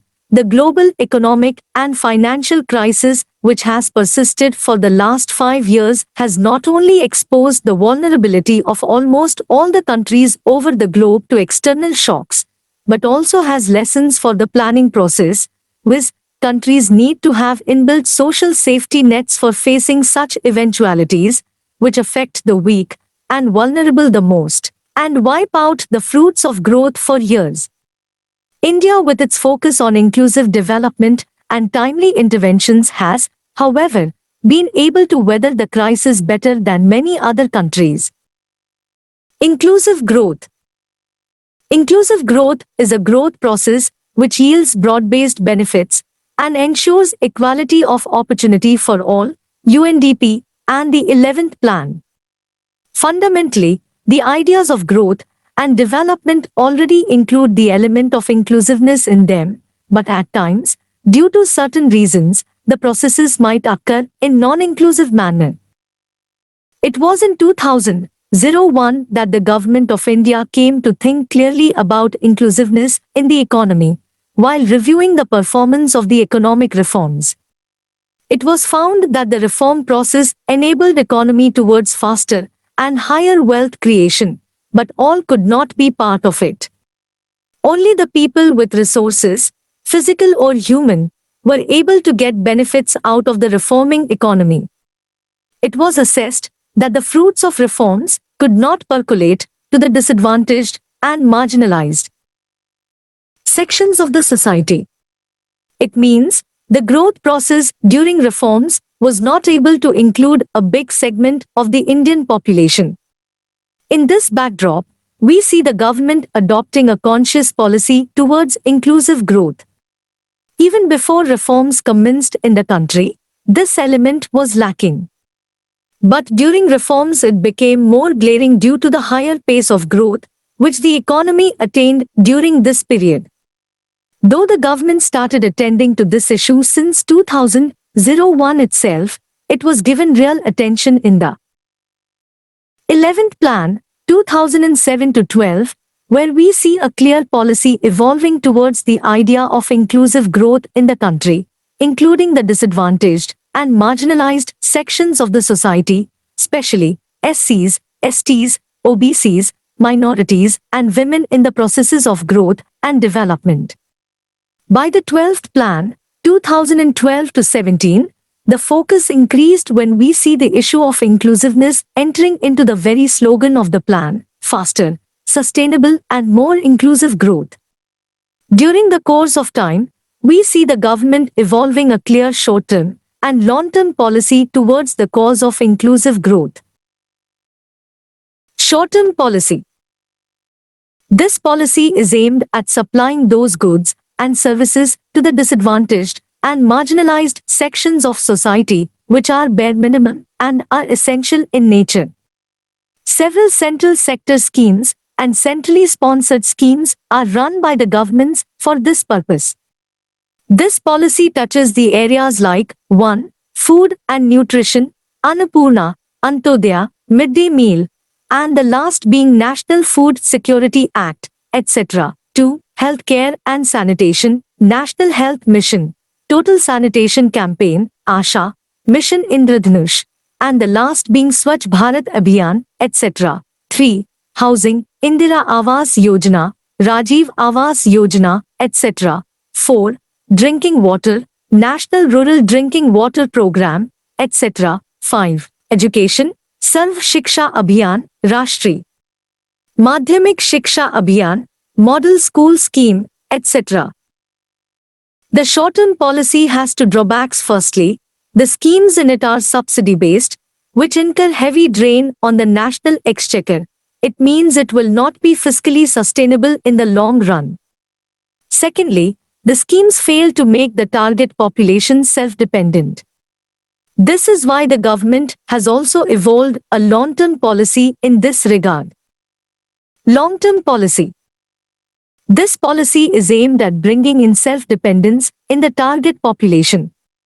This policy contains in itself the sustainability element, too. The attempts by the governments may be classified as given below. 1. All the schemes which aim at poverty alleviation and employment generation. 2. All the programs which promote education at any level. 3. Vocationalization of education. One such old idea has been the industrial training institutes. And 4. Skill development, a recent idea. In recent time, we see increased emphasis on imparting right skill among the population. Towards this, the government decided in 2008-09 to launch a skill development program in the country through the National Skill Development Corporation, a joint venture not-for-profit company under the Ministry of Finance. There is an overall target of skilling or upskilling 500 million people in India by 2022, mainly by fostering private sector initiatives in skill development programs and provide funding. The new government at center has also given the same call in the Skill India. This way, we can see an initiative foolproof policy towards inclusive growth getting evolved by the GOI, which is sustainable, too. The Planning Commission, 11th Plan, says that inclusive growth can only be ensured if there is a degree of empowerment that creates a true feeling of participation so necessary in a democratic polity. Empowerment of disadvantaged and hitherto marginalized groups is therefore an essential part of any vision of inclusive growth. India's democratic polity, with the establishment of the third layer of democracy at the PRI's level, provides opportunities for empowerment and participation of all groups with reservations for SCs, STs, and women. These institutions should be made more effective through greater delegation of power and responsibility. The strategy for inclusive growth in the 11th and 12th plans is not just a conventional strategy for growth, to which some elements aimed at inclusion have been added. On the contrary, it is a strategy which aims at achieving a particular type of growth process which will meet the objectives of inclusiveness and sustainability. A key feature of the inclusive growth strategy is that growth of GDP should not be treated as an end in itself, but only as a means to an end.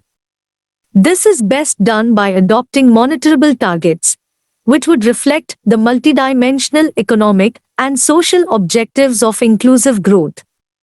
Furthermore, to ensure efficient and timely implementation of the accompanying projects and programs, these targets need to be disaggregated at the level of the states which implement many of the programs. Resource mobilization. Resource mobilization is a broad term which includes raising and directing the resources, physical and human, of the economy to realize the desired socio-economic objectives.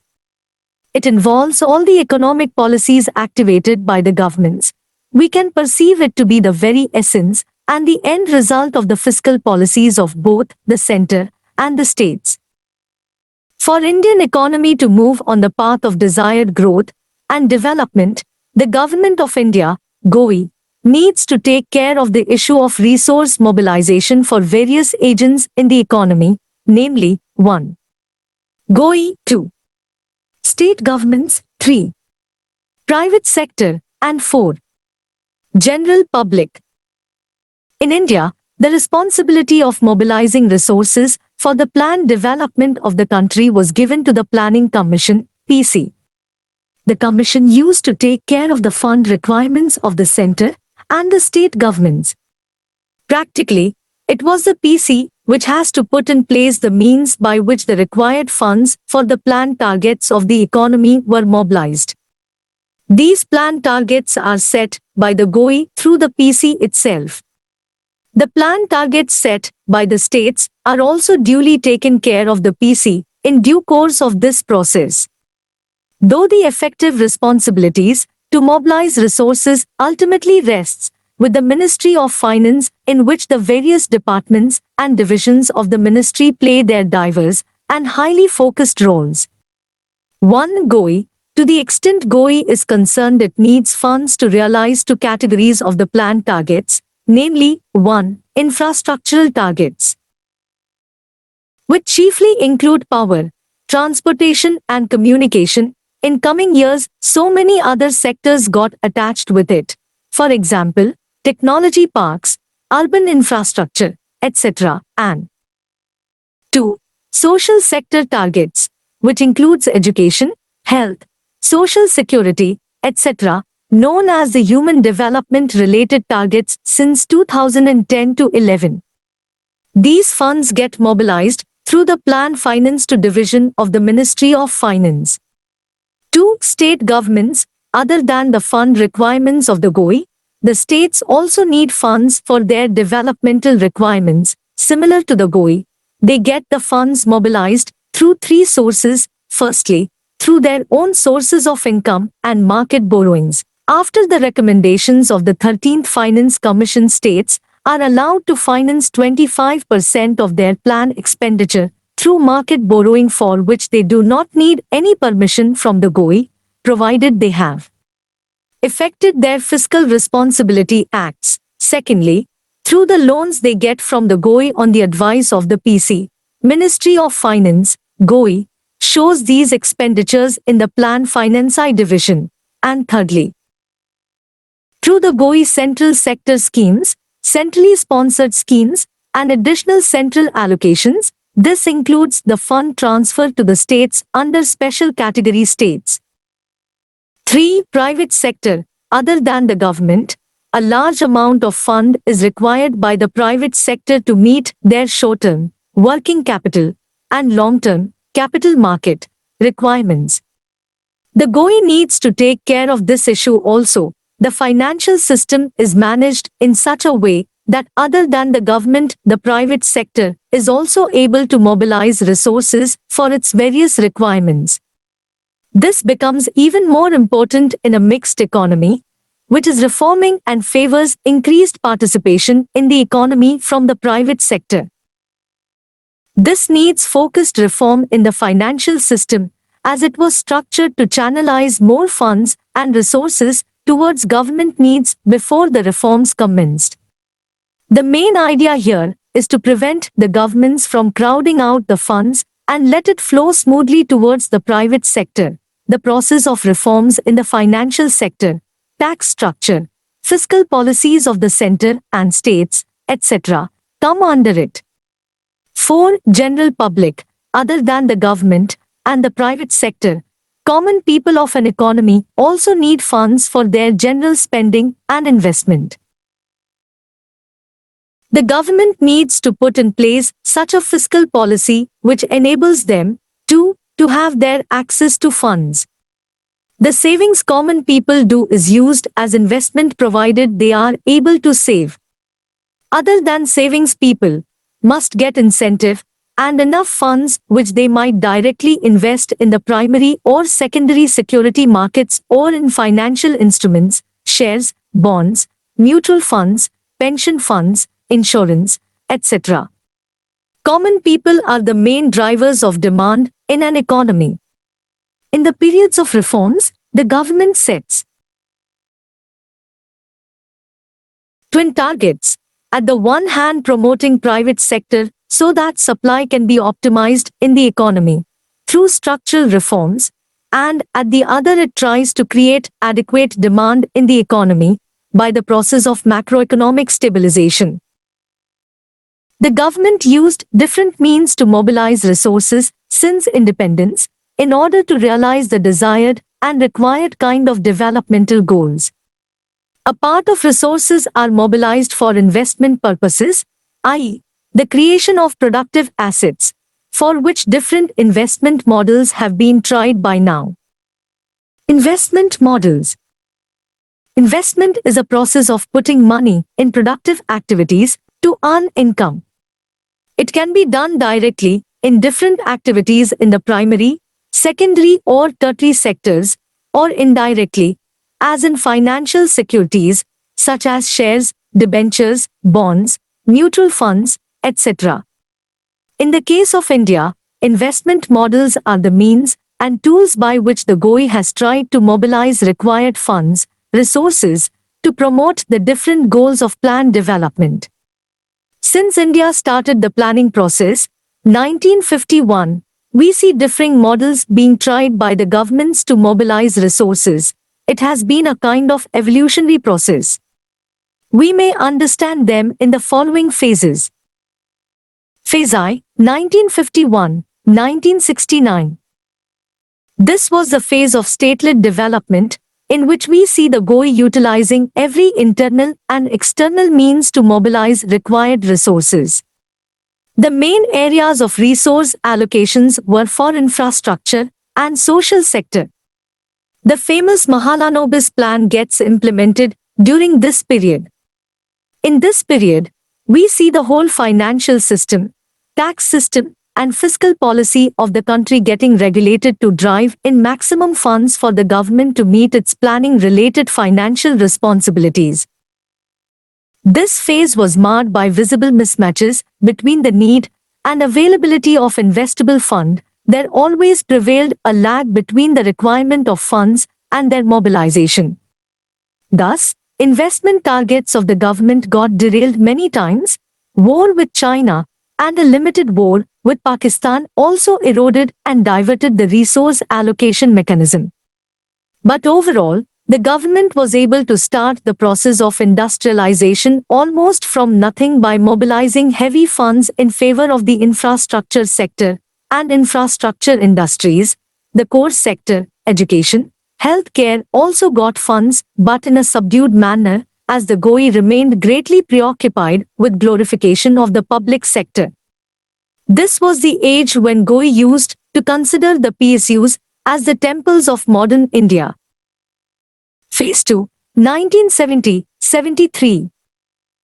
With the enactment of the industrial policy of 1970, we see GOI deciding in favor of including private capital in the process of planned development, but not in a big and open way. The idea of joint sector comes under which a combination of partners, center, state, and private sector, could enter the industrial sector. This was done basically to make private sector come up in areas which were open for them, but due to certain technical and financial reasons they were not able to take part.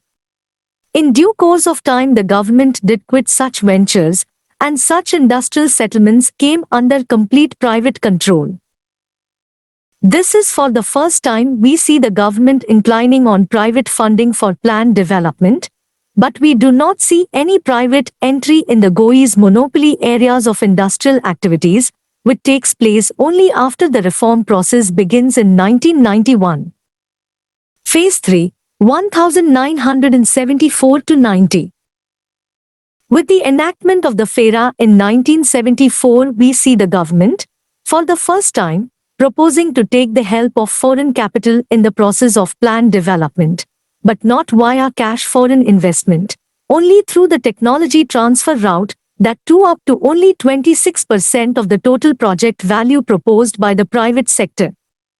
Basically, under FERA government tightened the flow of foreign currency inflow into the Indian private sector, which started hampering the technological upgradation process and initiation of the state-of-the-art technologies from the world. The technology transfer route was put in place to fill this gap. It means that even if GOI tried to include foreign investment in the developmental process, its entry remained restricted in two ways. One, it was not either direct, as we see FDI during the reform process, or indirect, as the PIS, but via technology transfer. 2. Foreign entities could enter only those industrial areas which were open for the Indian private sector, under Schedule B of the Industrial Policy Resolution, 1956. The monopoly industries under GOI, some of the most attractive industries for the private sector, remained closed for entry. It also means that India failed to articulate an investment model which could tap the better elements of the foreign capital, state-of-the-art technologies, better work culture, and most importantly, scarce investable capital. Experts believe it as a missed opportunity for India. By 1965 to 66, the Southeast Asian economies like Malaysia, Indonesia, Thailand and South Korea had opened up their economies for both forms of foreign investments, direct as well as indirect, and the governments there decontrolled the industrial sectors, which were earlier fully under government controls. It should be noted here that these economies had started exactly the same way as India had started after independence. This gave those economies a chance to tap not only scarce investable fund into their economies, but the state-of-the-art technologies from the world and world-class work culture and entrepreneurship too. Soon these economies came to be known as the Asian Tigers. The period after 1985 saw dynamism in the area of resource mobilization. Two consecutive planning commissions suggested for opening up of the economy and inclusion of the Indian and foreign private capital in industrial areas which were hitherto reserved for the government. It suggested that GOI to withdraw from areas where the private sector was capable and fit to function, for example, infrastructure sector, and concentrate on areas where private sector would not be interested to operate, for example, the social sector. In a sense, during this time, we see an ideological shift in the government towards giving an active or central role to the private sector in the process of economic development. This was an advice for a completely different kind of investment model. But due to lack of political will, the governments of the time could not go in for the same. Though, we find the government going for a kind of limited degree of economic reforms through the industrial policies of 1985 and 1986, this should not be taken as economic reforms in India, which officially starts in 1991 only. As a summary of the investment models up to 1990, we can highlight the following points. 1. Government remains the main investor in the economy, and experts believe that India did undue delay in putting in place an investment model by which the potential of the private sector could be channelized into the process of developmental investment. 2. Emphasis on the public sector continued together with nationalization drives also by late 1960s and early 1980s. The PSUs, to a large extent, were privatized by the Southeast Asian economies by now, making these socially oriented and loss-making units to catapult into hubs of profit and real drivers of growth and development. 3. Tax system was structured to raise maximum tax revenue, which led to tax evasion and excessive tax burdens on the citizens. 4. GOI continued cutting its non-plan expenditures so that resources could be allocated for the purpose of planned development, which led to expenditure cuts even in essential areas like education, healthcare, etc. 5. Excessive government dependence on the financial system continued crowding out funds, and as a result, the private sector could not mobilize suitable levels of funds for their requirements. 6. Technological upgradation and initiation of new technologies into the economy got hampered due to non-availability of foreign currency to the private sector. GOI, by late 1970, started facing the difficulty of paying its external liabilities, which were mainly created due to the expansion of the PSUs. 7. Main sources of fund in this model were government's tax revenue, internal borrowings, external borrowings, and the freshly printed currencies. There always prevailed a lag between the requirement of funds and their mobilization, resulting into government investment targets getting derailed most of the times. In the meanwhile, the biggest crisis was building up in the areas of infrastructure shortcomings. By early 1960s itself, the Indian private sector was eager to enter this sector so that adequate levels of infrastructure could be developed. But due to several reasons, we see the GOI continuing as the monopolizer in these sectors. Phase 4, 1991 onward. Due to prolonged follow-up of weak fundamentals of economics and immediate after Gulf War, India headed for a severe balance of payment crisis by late 1980s, which made India go to the IMF for financial help. It comes up, but at some conditions. The design of the conditions made India to go for a restructuring of the economy under the process of economic reforms commencing in 1991. Reform era shifted India towards including the private sector, domestic as well as foreign, for the future development of the economy. And here comes a different investment model. Main elements of this investment model are as given below. 1. The hitherto monopoly sectors of the industry were opened up for private investment, barring nuclear research, nuclear power, and railways. Latter two areas are partially opened. In all of them, direct foreign investments have also been allowed, between 26 to 100%. We see the investment model for infrastructure sector shifting from government-led to private-led. 2. In coming times, GOI articulated the idea of the public-private partnership (PPP) model of investment for this sector to provide confidence and space to the private sector to enter the sectors, as the private sector was not much interested to participate due to some interrelated problems in the sector, for example lack of market reforms. By the 10th plan, we see private sector putting in around 21% of funds required for the infrastructure projects in the PPP mode, which increased up to 32% by the 11th plan.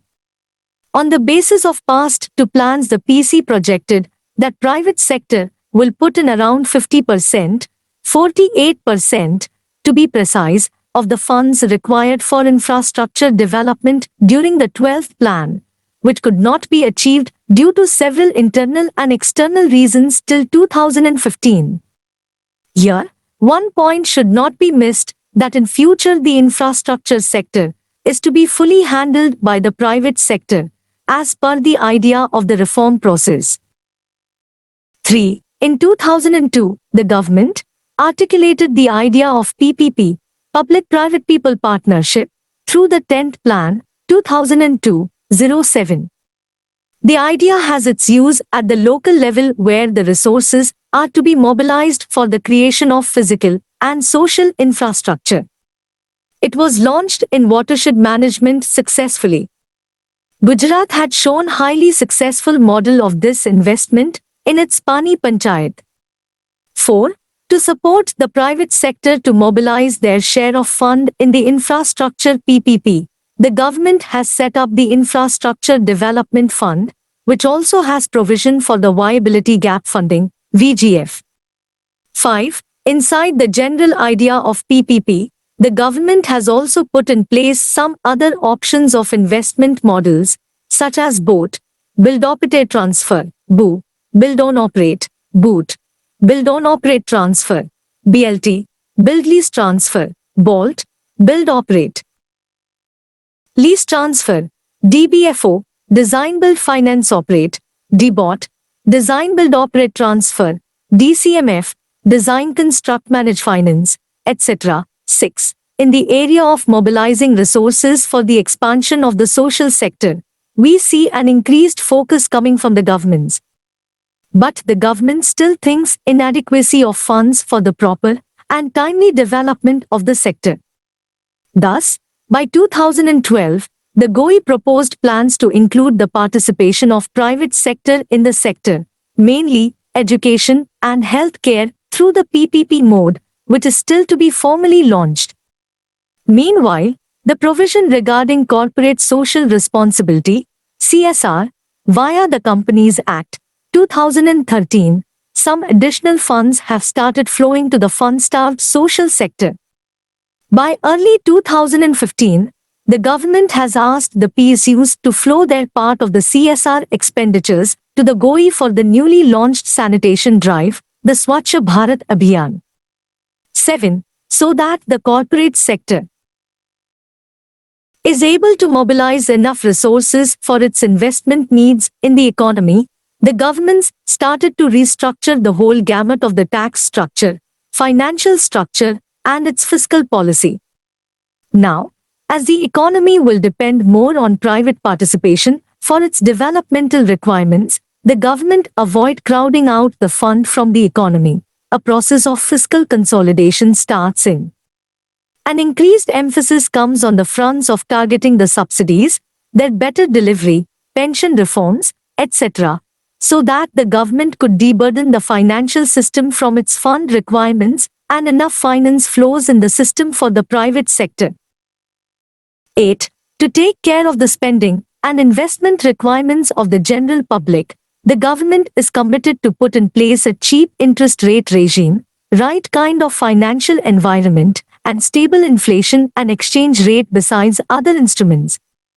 Bringing in inclusiveness in the growth process is now the declared policy stance of the government.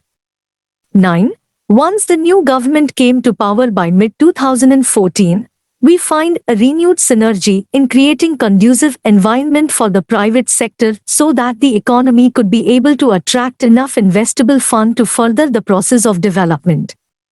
The government looks committed to the cause of improving the ease of doing business in the country. Aimed to this, we find the government busy in putting in place the right kind of land acquisition law, labor law, companies law, tax laws, digitalization of government processes, etc. Overall, the current investment model of the economy is private-led, and for this the GOI proposes to put in place the right kind of financial system, legal framework, labor laws, etc. The main idea of this model is to unshackle the hidden potential of the private sector. To the extent the role of the government is concerned, it will be limited to being a regulator with an increased tone of a facilitator and a caretaker of the well-being of the disadvantaged and marginalized sections of the society, so that the face of the economic reform remains humane. In wake of the financial crisis in the Western economies, the challenge of mobilizing resources has become tougher, and it will be really good that the government is able to devise out a working investment model. central sector schemes, and centrally sponsored schemes. The exercise of plan development in India has evolved to type of schemes over the time, with central sector scheme and centrally sponsored scheme. The names are derived from the pattern of funding and the modality for implementation. The central sector schemes are 100% funded by the union government, with states functioning as implementing agencies. These schemes are mainly formulated on subjects from the union list. In addition, the central ministries also implement some schemes directly in the states or UTs, which are called central sector schemes, but resources under these schemes are not generally transferred to states. As per the Union Budget 2016 to 17, the existing 1,500 such schemes were restructured into 300 by the goal to prevent overlapping of expenditure and help in better monitoring and evaluation. Under the centrally sponsored schemes, CSSs, a certain percentage of the funding is borne by the center and the states in fixed ratios, and the implementation is done by the state governments. CSSs are formulated in subjects from the state list to encourage states to prioritize in areas that require more attention. Funds are routed either through the consolidated fund of the states and or are transferred directly to state or district level autonomous bodies or implementing agencies. As per the Bajal Committee Report, 1987, CSSs have been defined as the schemes which are funded directly by central ministries or departments and implemented by the states or their agencies, irrespective of their pattern of financing, unless they fall under the center's sphere of responsibility, i.e., the union list. Conceptually, both CSS and additional central assistance (ACA) schemes have been passed by the central government to the state governments. The difference between the two has arisen because of the historical evolution and the way these are being budgeted and controlled and release of funds takes place. In case of CSSs, the budgets are allocated under concerned ministries themselves, which look after the entire process of the release of funds, too. Central Plan Assistance. Financial assistance provided by the GOI to support states' 5-year plans is called Central Plan Assistance, CPA, or Central Assistance, CA, which primarily comprises the following: 1. Normal Central Assistance, NCA. The distribution of the NCA is formula-based, Gargil-Mukherjee formula, and is untied. Gargil formula of determining the central assistance to the state is being adopted from the 4th plan and revised subsequently. Allocation was made by the Planning Commission. 2. Additional Central Assistance, ACA. This is provided for implementation of externally aided projects, EAPs, and for which presently there is no ceiling. Unlike NCA, this is scheme-based. The details of such schemes are given in the Statement 16 of the Expenditure Budget Volume 1. There can be one-time ACA and advance ACA. One-time ACA.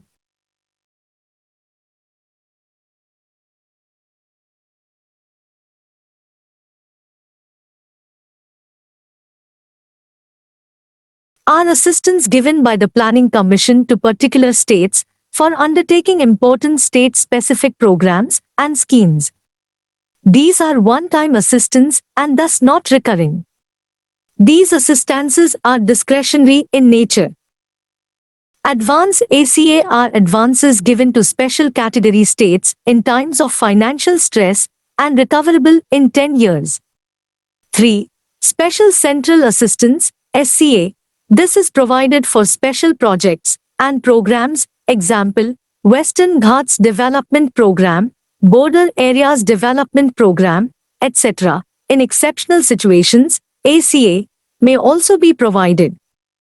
This special plan assistance is given only to special category states to bridge the gap between their planning needs and resources. In other words, SPAs are ACA for the special category states. CPA is provided as per scheme of financing applicable for specific purposes, approved by the Planning Commission. It is released in the form of grants and loans in varying combinations, as per terms and conditions defined by the Ministry of Finance, Department of Expenditure.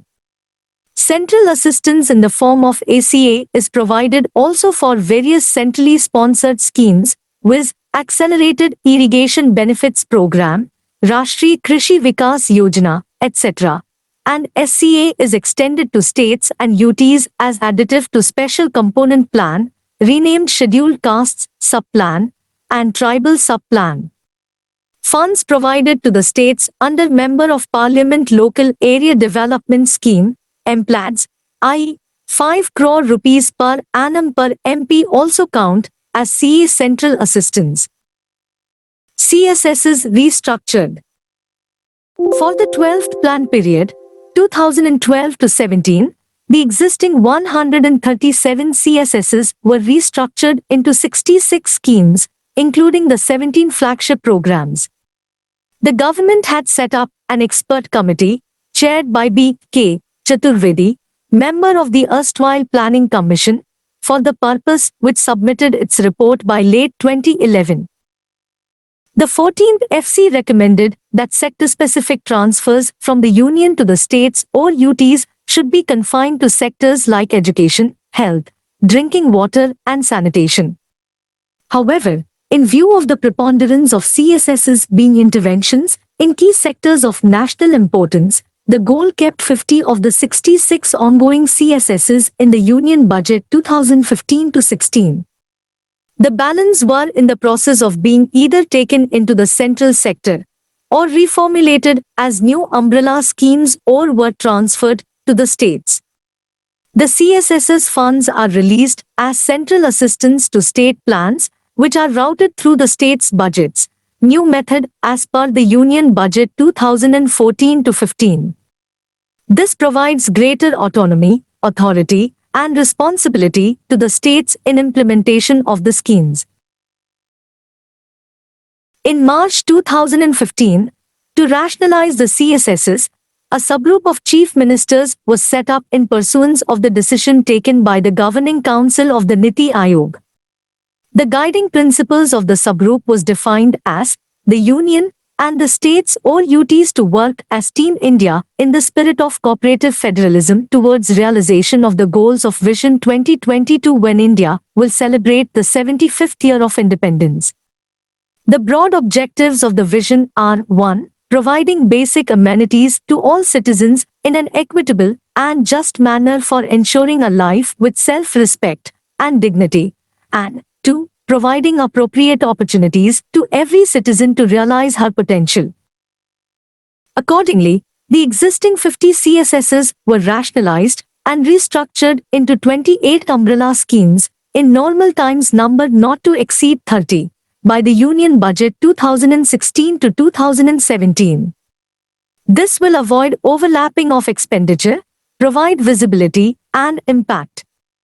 The major features of the restructuring are as given below. 1. The CSSs have been divided into core and optional schemes. 2. The new expenditure sharing pattern for the core schemes is for 8 north-eastern (NE) states and 3 Himalayan states 90-10, for other states 60-40 center states, and for UTs 100% to be borne by the center. 3. For optional schemes, the expenditure sharing pattern is for 8 NE and 3 Himalayan states 80-20, for other states 50-50 center states, and for the UTs 100% to be borne by the center. 4. Amongst the core schemes, those for social protection and social inclusion should form the core of the core and be the first charge on available funds for the national development agenda. Funds for optional schemes would be allocated to the states by the Ministry of Finance as a lump sum, and states would be free to choose which optional schemes they wish to implement. In such schemes, states have been given the flexibility of portability of funds to any other CSSs. Henceforth, The CSSs will come up only in key identified sectors which comprise the National Development Agenda, to be decided by the Niti Ayog, in coordination with its governing council. Niti Ayog to have concurrent jurisdiction in monitoring of the schemes in the states and central ministries. Third-party evaluation by Niti Ayog. In 2019 to 2020, the CSSs were broadly classified under two categories: core of the core schemes and core schemes, funding pattern remaining unchanged. The list of the 30 schemes is given below. Core of the core schemes: 1. National Social Assistance Program. 2. Mahatma Gandhi National Rural Employment Guarantee Program. 3. Umbrella Scheme for Development of Scheduled Castes. 4. Umbrella Program for Development of Scheduled Tribes. 5. Umbrella Program for Development of Minorities. 6. Umbrella Program for Development of Other Vulnerable Groups. Core Schemes: 7. Green Revolution. 8. White Revolution. 9. Blue Revolution. 10. Pradhan Mantri Krishi Sinchai Yojana. 11. Pradhan Mantri Gram Sadak Yojana. 12. Pradhan Mantri Awas Yojana, PMA. 13. Jal Jeevan Mission, JJM. 14. Swachh Bharat Mission, Urban. 15. Swachh Bharat Mission, Gramin. 16. National Health Mission. 17. National Education Mission. 18. National Program of Midday Meal in Schools. 19. Umbrella ICDS. 20. Mission for Protection and Empowerment for Women. 21. National Livelihood Mission, Ajivika. 22. Jobs and Skill Development. 23. Environment, Forestry and Wildlife. 24. Urban Rejuvenation Mission, Amrit and Smart Cities Mission. 25. Modernization of Police Forces. 26. Infrastructure Facilities for Judiciary. 27. Rashtriya Gram Swaraj Abhiyan, RGSA. 28. PMJ Ayushman Bharat. 29. Border Area Development Program, BARP. 30. Shyama Prasad Mukherjee Rurban Mission, SPMRM. At present, the schemes are under the process of evaluation before they can be streamlined as per the recommendations of the 15th Finance Commission, FFC. Experts believe that the Commission may suggest a measurable and performance-based incentives related to the schemes for states. The terms of reference given to the Commission includes achievements in implementation of flagship schemes of Government of India, disaster-resilient infrastructure, sustainable development goals, and quality of expenditure. Thus, the schemes are headed for further restructuring. Independent Evaluation Office. An Independent Evaluation Office, IO, was created by the GOI in February 2014, at an arm's distance from the government, with the objective of strengthening public accountability of some of the important social sector programs, which account huge resource mobilization such as the flagship programs. Conceived on the lines of Independent Evaluation Office, IO, of the IMF, the body was created on the basis of international experiences, in cooperation with the World Bank and the British DFID, Department for International Development. It was modeled on the lines of Mexico's National Council for the Evaluation of Social Development Policy. The IO was an independent office attached to the Planning Commission under a governing board chaired by the Deputy Chairman of the Planning Commission. The IO was funded by the Planning Commission and had, as its head, a full-time Director General in the rank and status of member of the Planning Commission or Union Minister of State.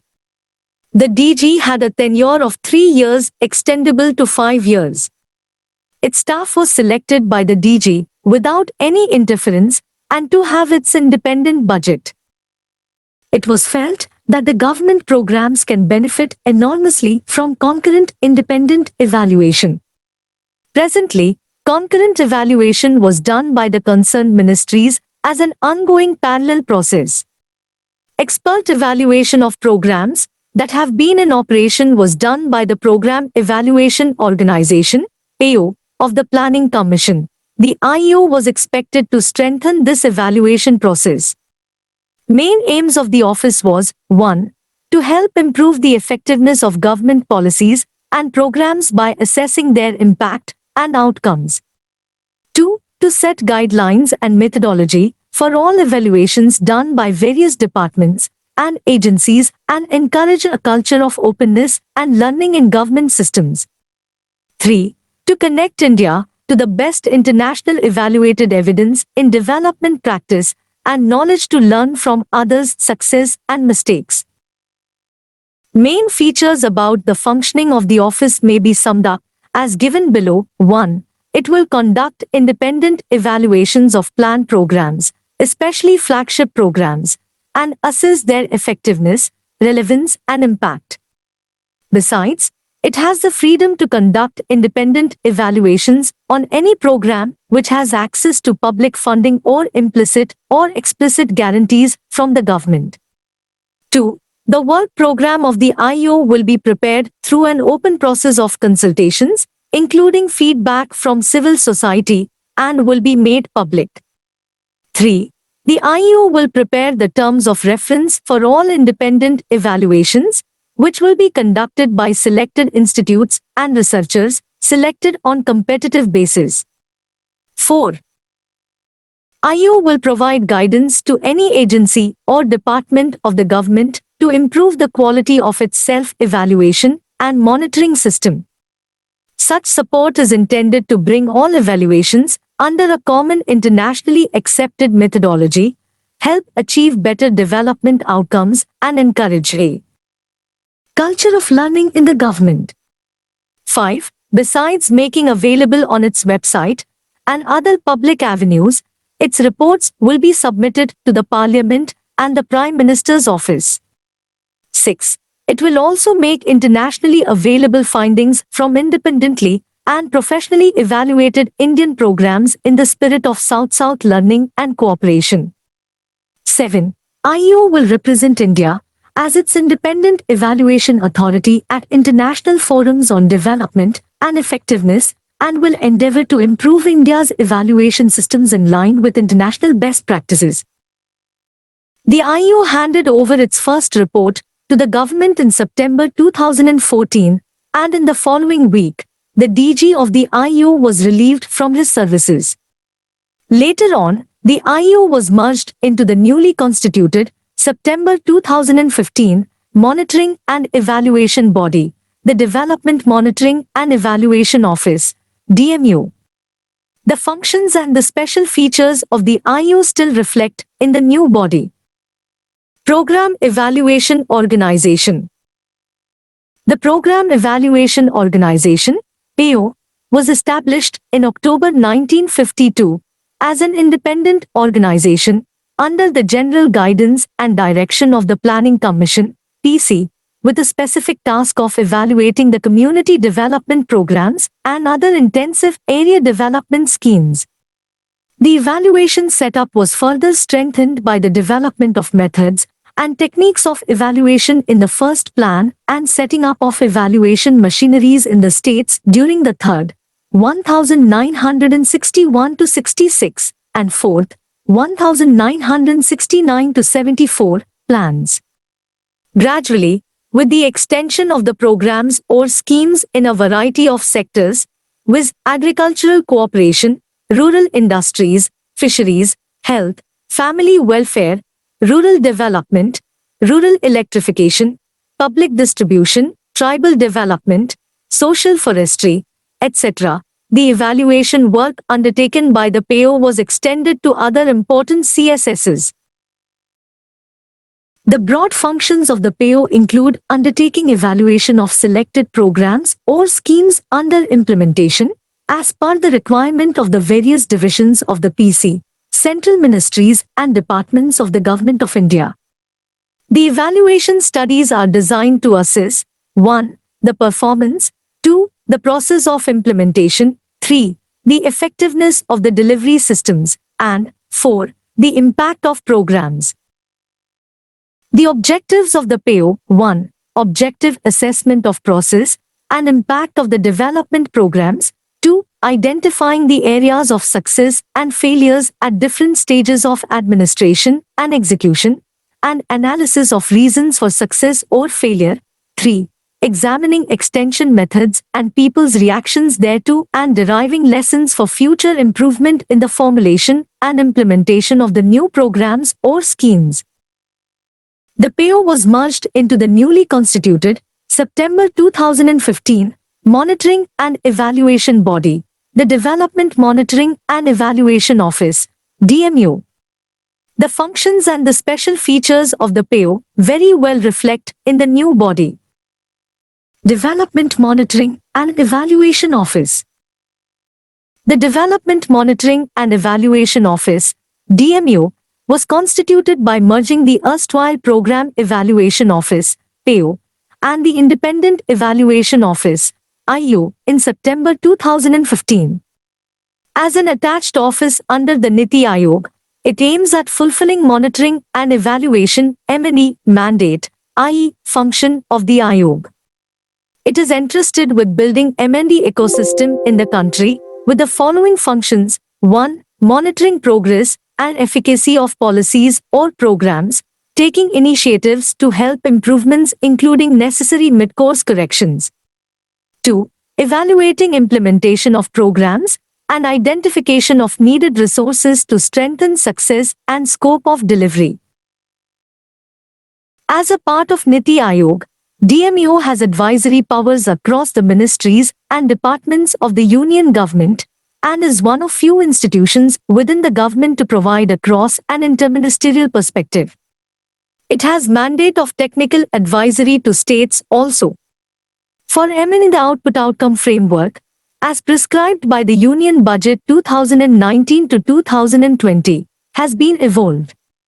This framework has measurable indicators for the objectives, i.e., outcome, for all of the centrally sponsored schemes and central sector schemes. Sectoral reviews are done by the office on the basis of the outcomes achieved by the schemes. All of the functions and special features of the erstwhile bodies, the IEO and PAO, are still with the DMO added with several new and dynamic features to serve the changed developmental needs of the country on the path of transformation. Niti Ayog. By mid-2014, India did show a quite strong mandate, and a very stable government came at the center. We find the new government showing a renewed vigor and zeal in several areas. One such area has been its attempts at redefining the federal polity of the country for the purpose of promoting growth and development. We see a pronounced policy shift in the direction of empowering and keeping state in front by giving them more financial space and responsibilities. Keeping its promises in the direction, the government abolished the Planning Commission, PC, and replaced it by a new body, the Niti Ayog. The acronym NITI stands for National Institution for Transforming India. We see the government aspiring for the emergence of the Team India in the new body. It will be premature to be conclusive on this shift from planning to NITI, as the government calls. Even an academic comparison between the old and the new bodies will also not serve enough purpose, as it needs some time when the outcome of the change will be available.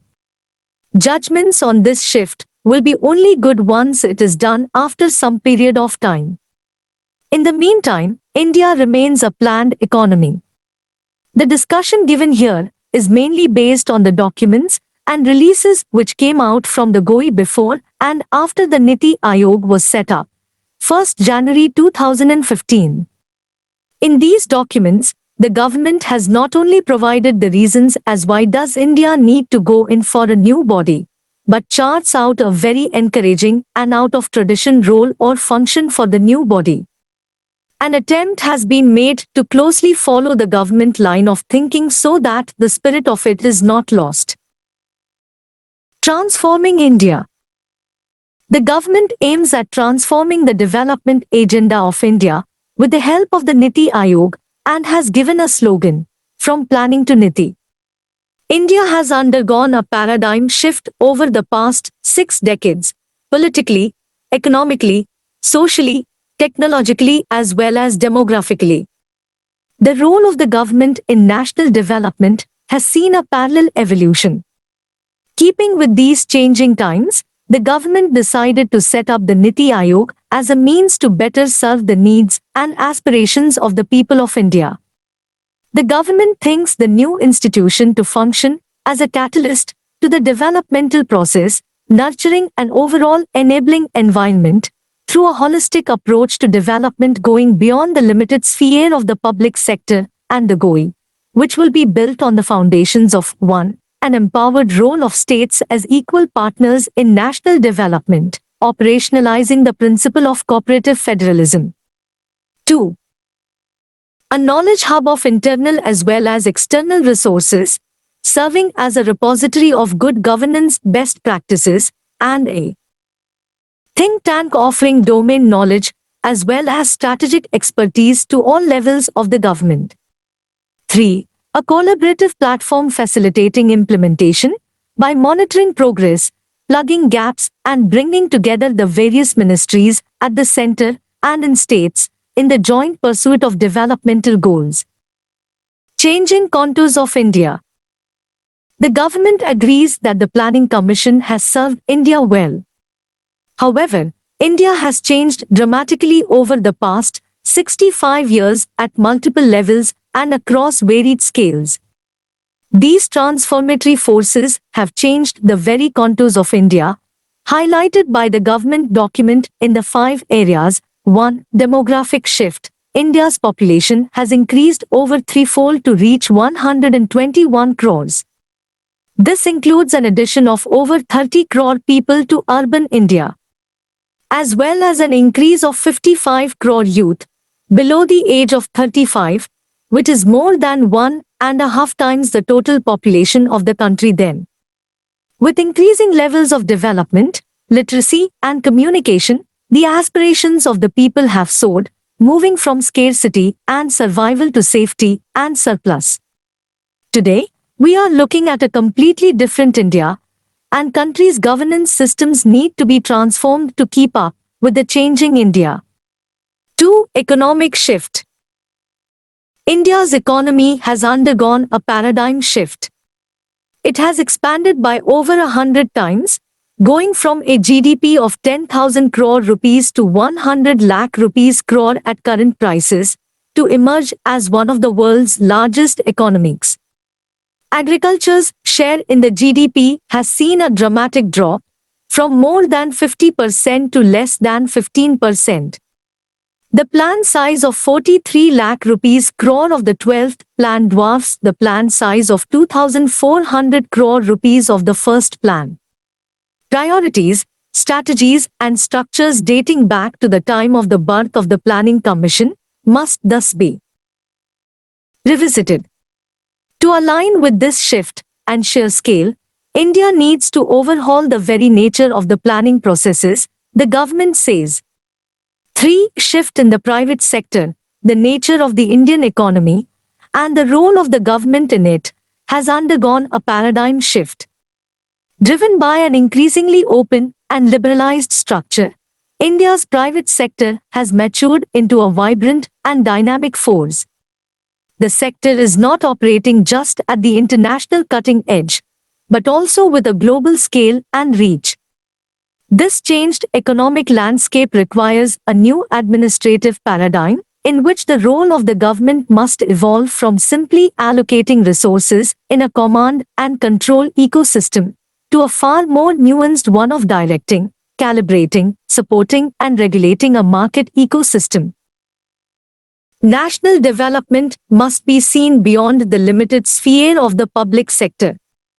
Government must, thus, transition from being a provider of first and last resort and major player in the economy to being a catalyst nurturing an enabling environment where the entrepreneurial spirits of all, from small self-employed entrepreneurs to large corporations, can flourish. This importantly frees up the government to focus its precious resources on public welfare domains such as essential entitlements of food, nutrition, health, education, and livelihood of vulnerable and marginalized groups of the society. 4. Forces of globalization. In recent decades, the world at large has also evolved. We live today in a global village, connected by modern transport, communications and media, and networked international markets and institutions. In this milieu, India's economic actions contribute to the global dynamics, while our economy also gets influenced by the happenings far away from us. The framework of policy making together with the functioning of governance need to incorporate the realities of our continuing integration with the global economic system. 5. Role of the states. Indian states have evolved from being mere appendages of the center to being the actual drivers of national development. The development of states must thus become the national goal, as the nation's progress lies in the progress of states. As a consequence, the one-size-fits-all approach, often inherent in centralized planning, is no longer practical or efficient. States need to be heard and given the flexibility required for effective implementation. The government quotes Dr. B.R. Ambedkar to bring the point home: it is unreasonable to centralize powers where central control and uniformity is not clearly essential or is impracticable. Thus, while emanating from global experiences and national synergy, India's strategies need to be calibrated and customized to local needs and opportunities.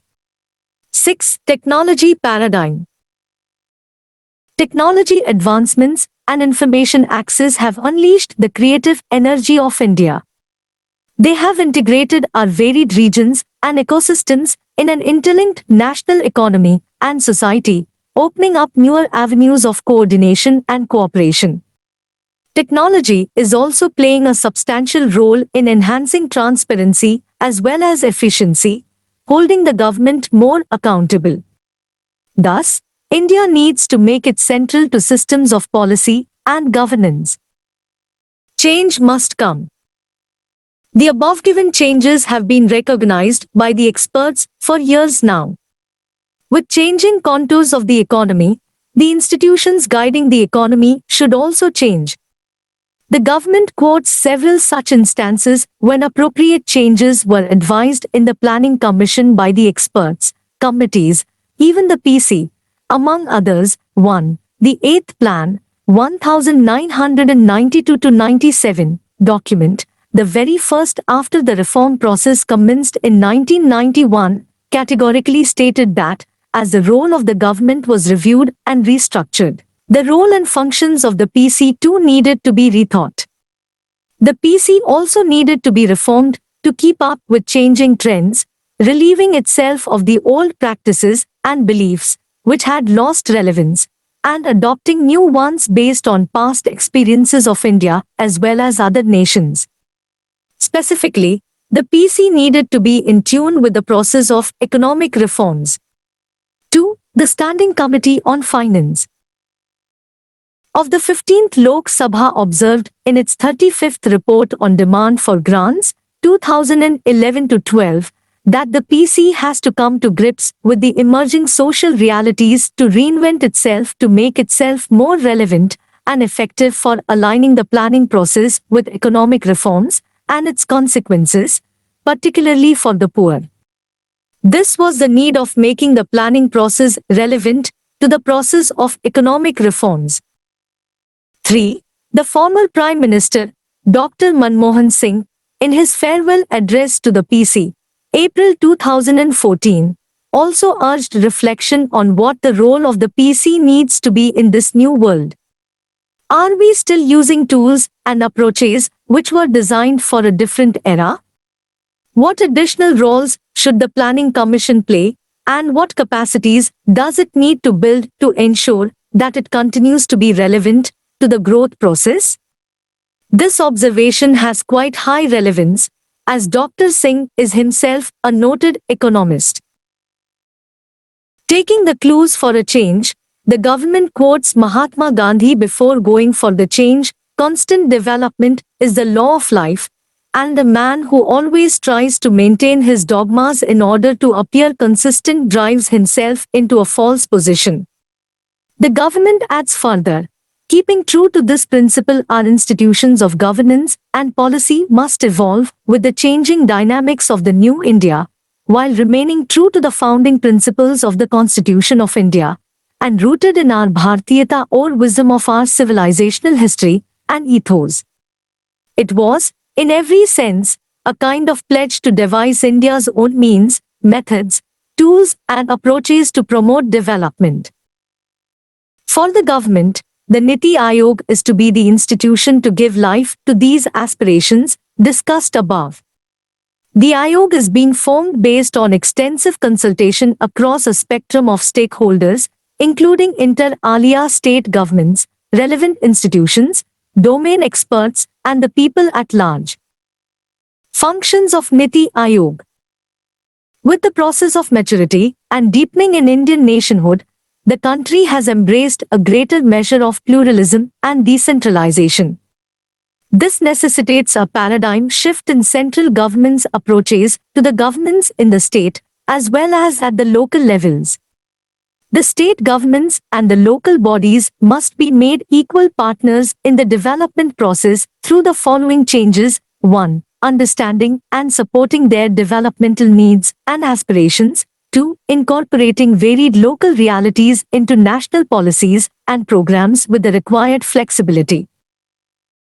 This way the new body, Niti Ayog, is designed to live up to the principle of Team India, with its following officially demarcated functions. 1. Cooperative and competitive federalism. It will be the primary platform for operationalizing cooperative federalism, enabling states to have active participation in the formulation of national policy, as well as achieving time-bound implementation of quantitative and qualitative targets through the combined authority of the Prime Minister and the Chief Ministers. This will be by means of systematic and structured interactions between the union and state governments to better understand developmental issues, as well as forge a consensus on strategies and implementation mechanisms. The above would mark the replacement of the one-way flow of policy from center to state, with a genuine and continuing center-state partnership. The Ayog is supposed to further this cooperation with the enhanced vibrancy of competitive federalism. The center competing with the states and vice versa, and the states competing with each other in the joint pursuit of national development. 2. A shared national agenda. It will evolve a shared vision of national development priorities and strategies with the active involvement of the states. This will provide the framework national agenda for the Prime Minister and Chief Ministers to implement. 3. States' best friend at the center. It will support states in addressing their own challenges as well as building on strengths and comparative advantages. This will be through various means, such as coordinating with ministries, championing their ideas at the center, providing consultancy support, and building capacity. 4. Decentralized planning. The new body is to restructure the planning process into a bottom-up model, empowering states and guiding them to further empower local governments in developing mechanisms to formulate credible plans at the village level, which are progressively aggregated up the higher levels of the government. The maturing of India's governmental institutions has enabled increasing the specialization of their functions. There is, thus, a need to separate as well as energize the distinct strategy element of governance from the usual process and implementation element. As a dedicated think tank of the government, Niti Ayog will carry out this directional role, strategically charting the future of the nation. It will provide specialized inputs, strategic, functional and technical, to the Prime Minister and the government, center as well as the state, on matters critical to the fulfillment of the national development agenda. It means the new body is to function like a think tank. 5. Vision and scenario planning. To design medium and long-term strategic frameworks of the big picture vision of India's future, across schemes, sectors, regions and time, factoring in all possible alternative assumptions and counterfactuals. These would be the drivers of the national reforms agenda, especially focused on identifying critical gaps and harnessing untapped potentialities. The same would need to be intrinsically dynamic, with their progress and efficacy constantly monitored for necessary mid-course recalibration, and the overall environment, domestic and global, continuously scanned for incorporating evolving trends and addressing emerging challenges. This would mean a fundamental transition from merely planning for where the nation's money goes to planning where we want the nation to go. And given its unique position as the aggregator and integrator of all developmental initiatives of the Government of India and the states, the new body would be ideally suited for the same. 6. Domain strategies. To build a repository of specialized domain expertise, both sectoral and cross-sectoral, to assist ministries of the central and state governments in their respective development planning, as well as problem-solving needs. This will especially enable the imbibing of good governance best practices, both national as well as international, especially with regards to structural reforms in the country. 7. Sounding board. To be an in-house sounding board vetting and refining government positions through objective criticisms and comprehensive counterviews in the economy. 8. Network of expertise. To mainstream external ideas and expertise into government policies and programs through a collaborative community of national and international experts, practitioners, and other partners. This would entail being government's link to the outside world, roping in academia, universities, think tanks and research institutions, private sector expertise, and the people at large for close involvement in the policy-making process. To bring the point home, the document quotes the Rigveda, "Let us welcome noble thoughts flowing in from all directions." 9. Knowledge and Innovation Hub. The body to be an accumulator as well as disseminator of research and best practices on good governance, through a state-of-the-art resource center which identifies, analyzes, shares and facilitates replication of the same. The document further adds, an increasingly mature Indian population has steadily increased the focus on and demand for actual delivery and results.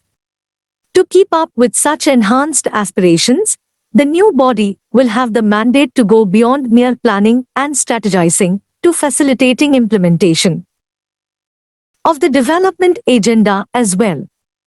This would involve making implementation central to the planning process through an emphasis on tangible outcomes, realistic targets, strict timelines, and robust monitoring and evaluation, a transition from the isolated conceptualization of merely planning to planning for implementation. It will also act as a catalyst to the government machinery at large, filling gaps, enhancing capabilities, and declogging bottlenecks, as and where required. 10. Harmonization. To facilitate harmonization of actions across different layers of the government, especially when involving cross-cutting and overlapping issues across multiple sectors through communication, coordination, collaboration, and convergence among all stakeholders. The emphasis will be on bringing all together on an integrated and holistic approach to development. 11. Conflict resolution. To provide a platform for mutual resolution of intersectoral, interdepartmental, interstate, as well as center-state issues, facilitating consensus acceptable and beneficial to all, to bring about clarity and speed in execution. 12. Coordinating interface with the world. It will be the nodal point for strategically harnessing global expertise and resources in India's developmental process, coming in from across nations, multilateral institutions, and other international organizations. 13. Internal consultancy. It will offer an internal consultancy function to central and state governments on policy and program design, providing frameworks adhering to basic design principles such as decentralization, flexibility, and a focus on results. This would include specialized skills such as structuring and executing PPPs. 14. Capacity building. To enable capacity building and technology upgradation across governments, benchmarking with latest global trends and providing managerial and technical know-how. 15. Monitoring and evaluation. It will monitor the implementation of policies and programs and evaluate their impact through rigorous tracking of performance metrics and comprehensive program evaluations. This will not only help identify weaknesses and bottlenecks for necessary course correction, but also enable data-driven policy making, encouraging greater efficiency as well as effectiveness. The guiding principle. The government document has categorically pointed out the very purpose of the new body. In the process of carrying out its functions, the Ayog will be guided by an overall vision of development, which is inclusive, equitable, and sustainable. The institution is to follow a strategy of empowerment built on human dignity and national self-respect. The document quotes Swami Vivekananda to emphasize this, to encourage everyone in his struggle to live up to his own highest idea. The new body to follow a development model which is all-round, all-pervasive, all-inclusive and holistic. Antyodaya, to prioritize service and upliftment of the poor, marginalized and downtrodden. The document quotes the idea of Antyodaya as articulated by Pandit Deendayal Upadhyay. Development is incomplete and meaningless if it does not reach the farthest individual. Nothing is more dreadfully painful than poverty. The centuries-old sage poet Tiruvallur has been quoted. Inclusion, to empower vulnerable and marginalized sections, redressing identity-based inequalities of all kinds, gender, region, religion, caste or class. The document quoted from Sankardev. To see every being as equivalent to one's own soul is the supreme means of attaining deliverance. Weaker sections must be enabled to be masters of their own fate, having equal influence over the choices the nation makes. Village, to integrate our villages into the development process, to draw on the vitality and energy of the bedrock of our ethos, culture and sustenance. Demographic dividend, to harness our greatest asset, the people of India, by focusing on their development through education and skilling, and their empowerment through productive livelihood opportunities. People's participation, to transform the developmental process into a people-driven one, making an awakened and participative citizenry the driver of good governance. This includes our extended Indian family of the non-resident Indian community spread across the world, whose significant geo-economic and geopolitical strength must be harnessed. Governance, to nurture an open, transparent, accountable, proactive and purposeful style of governance, transitioning focus from outlay to output to outcome.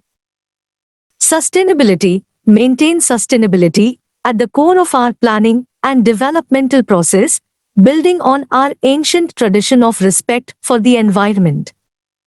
Structure of the Niti. The Ayog will be a lean organization, modeled as a network of expertise, focusing on functionality, flexibility, and domain knowledge, with the following structure and mechanism. 1. Chairman, the Prime Minister of India, de facto. 2. Governing Council, will comprise the Chief Ministers of all states and Lieutenant Governors of Union Territories. 3. Regional Councils, will be formed to address specific issues and contingencies impacting more than one state or region. Strategy and planning in the Ayog will be anchored from state level, with regional councils convened by the Prime Minister for identified priority domains, put under the joint leadership of related subgroups of states, grouped around commonalities, which could be geographic, economic, social or otherwise, and central ministries. The regional councils will have the following features. A. Will have specified tenures, with the mandate to evolve strategy and oversee implementation. B. will be jointly headed by one of the group chief ministers on a rotational basis or otherwise, and a corresponding central minister. C. Will include the sectoral central ministers and secretaries concerned, as well as state ministers and secretaries. D. Will be linked with corresponding domain experts and academic institutions. E. Will have a dedicated support cell in the Ayog's secretariat. 4. Special invitees. It will have experts, specialists, and practitioners with relevant domain knowledge as special invitees nominated by the Prime Minister. 5. Full-time organizational framework. In addition to PM, as its chairman, it will comprise A. Vice chairperson, to be appointed by the PM, B. Members, all as full-time. C. Part-time members, maximum of 2, from leading universities, research organizations, and other relevant institutions in an ex officio capacity. Part-time members will be on a rotational basis. D. Ex officio members, maximum of 4 members of the Union Council of Ministers to be nominated by the PM, E.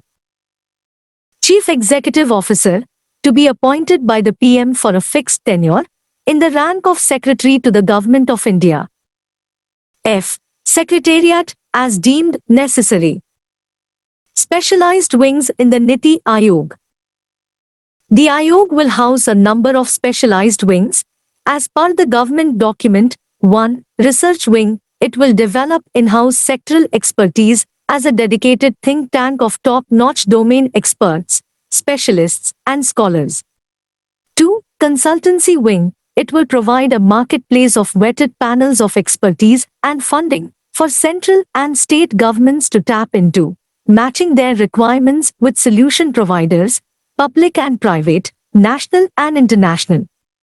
By playing matchmaker instead of providing the entire service itself, Niti Ayog will be able to focus its resources on priority matters, providing guidance and an overall quality check to the rest. 3.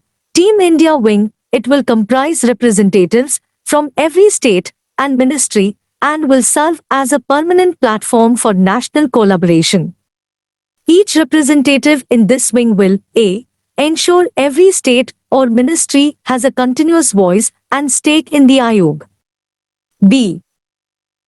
Establish a direct communication channel between the state or ministry and the Ayog for all development-related matters as the dedicated liaison interface.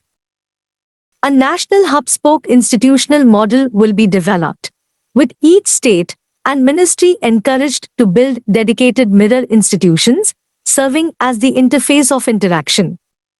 These institutions, in turn, will nurture their own networks of expertise at the state and ministry level. Niti Ayog will function in close cooperation, consultation and coordination with the ministries of the central government and state governments. While it will make recommendations to the central and state governments, the responsibility for taking and implementing decisions will rest with them. Vehicle of good governance. The Ayog will seek to facilitate and empower the critical requirement of good governance, which is people-centric, participative, collaborative, transparent, and policy-driven.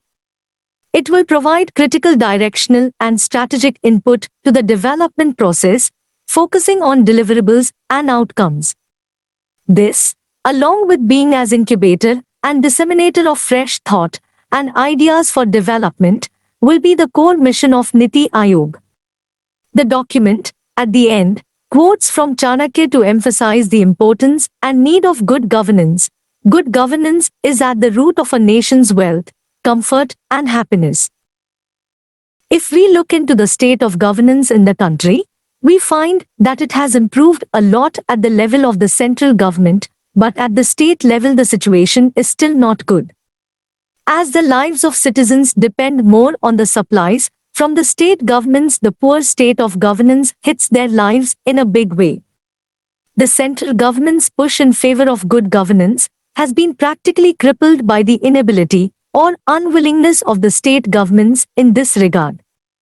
It means that the state of governance cannot be improved much till there is an effective cooperation among the governments of the country. Once a very willing beginning has been started under the Niti Ayog, cooperative federalism being one of the three foundations on which it is imagined to be built, in this direction, it is believed that the quality of governance should improve in the coming years. We find an intentional attempt by the government to intertwine the aspect of good governance in the very idea of the Niti Ayog.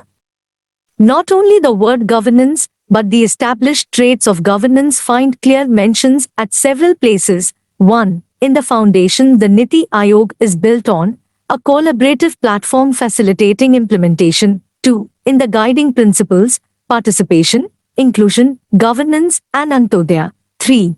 In its structural composition, governing council as a tool to promote participatory federation. And finally, 4. In its functions, cooperative and competitive federalism, best friend of states at the center, decentralized planning, harmonization, conflict resolution, internal consultancy, capacity building, monitoring and evaluation are effective in improving governance.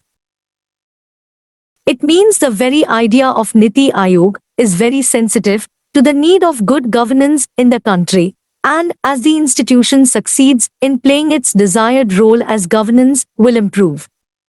These are the reasons due to which we see the government visualizing it as the vehicle of good governance. Concluding remarks.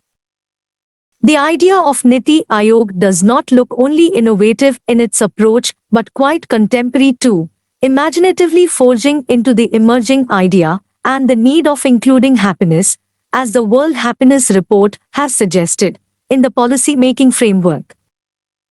It gives a call for inclusion of ethos and cultural elements of India in the development model, delicately linking the issue of growth and development to the behavioral dimensions of the people of India, rightly in sync with the recent proposition of the World Bank in its World Development Report 2015.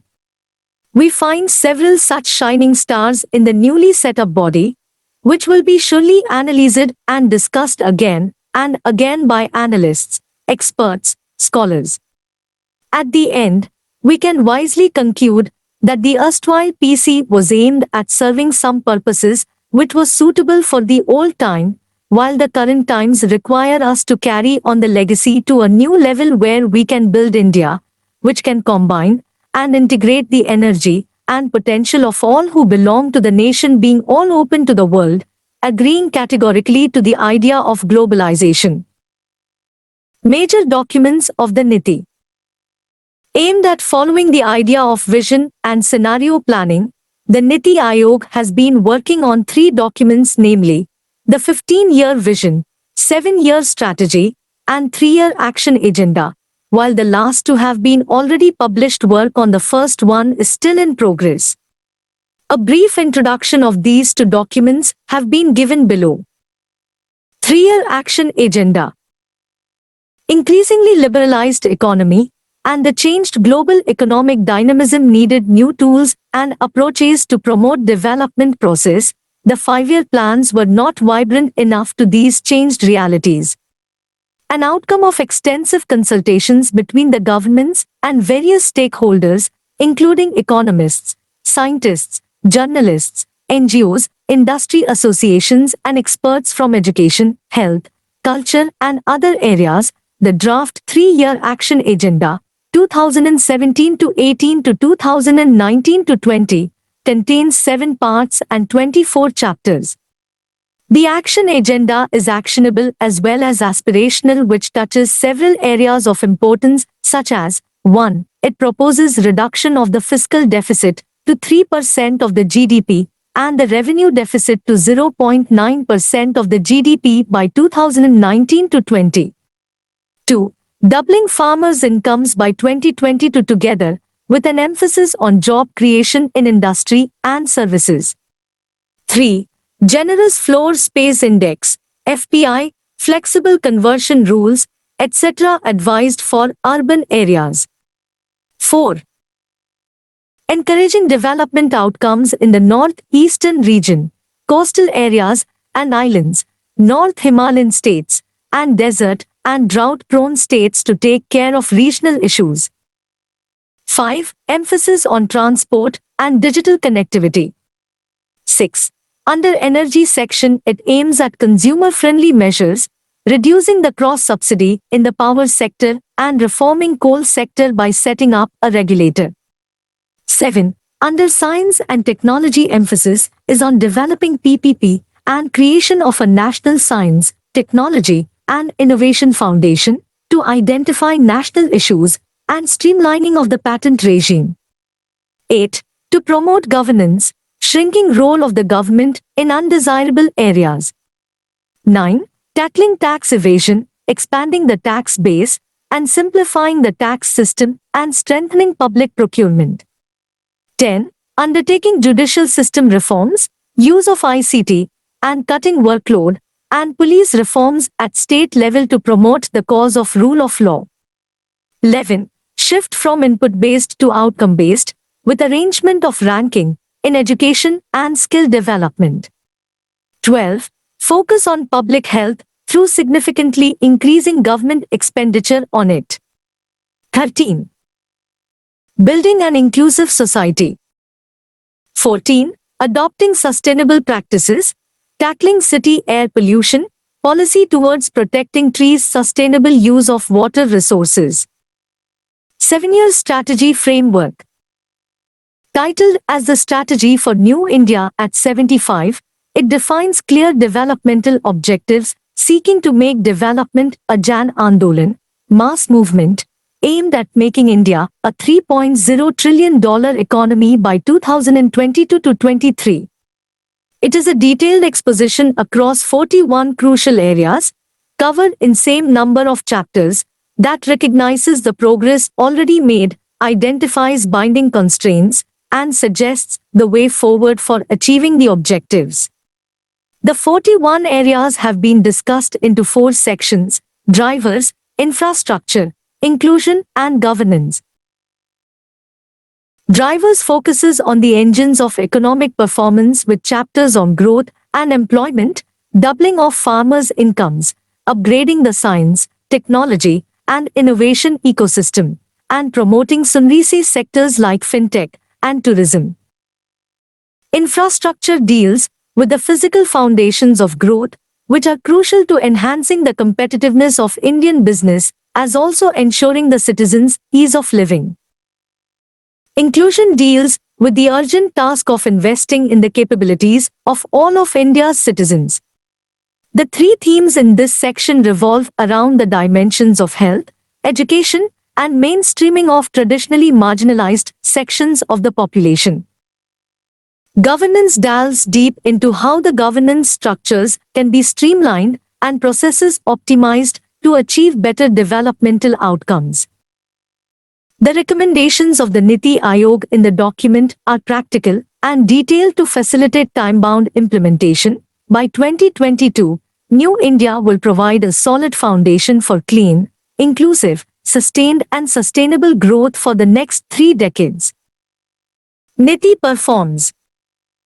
Some experts and most of the political parties in the opposition benches were quite skeptical about the very idea of the Niti Ayog.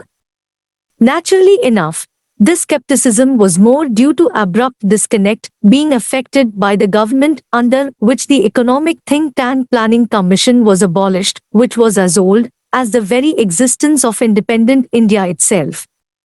The prevailing breach of trust and lack of cooperation between the central and state governments were among the major reasons for the indifference shown to the Niti by the experts, the political analysts, and the political parties. Though it will be too early to pass a judgment on its performance, still some major examples can be cited in this regard. 1. Probably, the first major work by the think tank was its smooth deliberations with the states in restructuring the existing 66 centrally sponsored schemes, CSSs, into 30, giving them more impact, visibility, and flexibility. 2. The spirit of cooperative federalism has been greatly strengthened through the Niti Ayog. It has been able to lessen the situation of breach of financial trust between the center and states. Implementation of the indirect tax reform (GST) has been greatly enabled by the Niti Ayog. 3. To promote cleanliness and several other variables of human development and ease of doing business, the think tank has launched several indices and started ranking the states, ultimately enhancing the spirit of competition among the governments. 4. It has been able to educate and make states aware about the importance of promoting economic reforms in the country. 5. It is through this platform that the states have been encouraged to go for the Uday scheme aimed at financial turnaround of the state electricity boards or the DISCOMs. This is an optional scheme, but due to increased awareness among the states regarding the importance and the need of the factor market reforms, most of the states have opted for it. 6. State governments positively taking part in the Niti initiative to yield aspirational targets and actionable means, Niyatam, under which their administrative, developmental, and legal structure are aimed to be streamlined. 7. Niti Ayog's advice of land pooling has been well received by the states, which has smoothened the issue of land acquisition for different purposes in the country. 8. By now the Niti Ayog has come up with several reports on a variety of sectors to enhance the process of development in the country, taking states as an integral partner, which range from sports to irrigation to education, health, etc. 9. Budgetary and extra-budgetary financial allocations to states from the center have also become quite smooth, unlike past when states used to always have complained against the Planning Commission in this regard. 10. As Niti Ayog monitors and collect developmental data on real-time basis, unlike Planning Commission with almost 2 years of data lag, the element of accountability has improved, which has enhanced the quality of governance. This way, we find Niti emerging into a better think tank than the erstwhile Planning Commission in fostering the spirit of federal cooperation. Besides, in the process of transforming the development agenda of India, it has introduced new tools in this regard based on highly objective methods of monitoring and evaluation.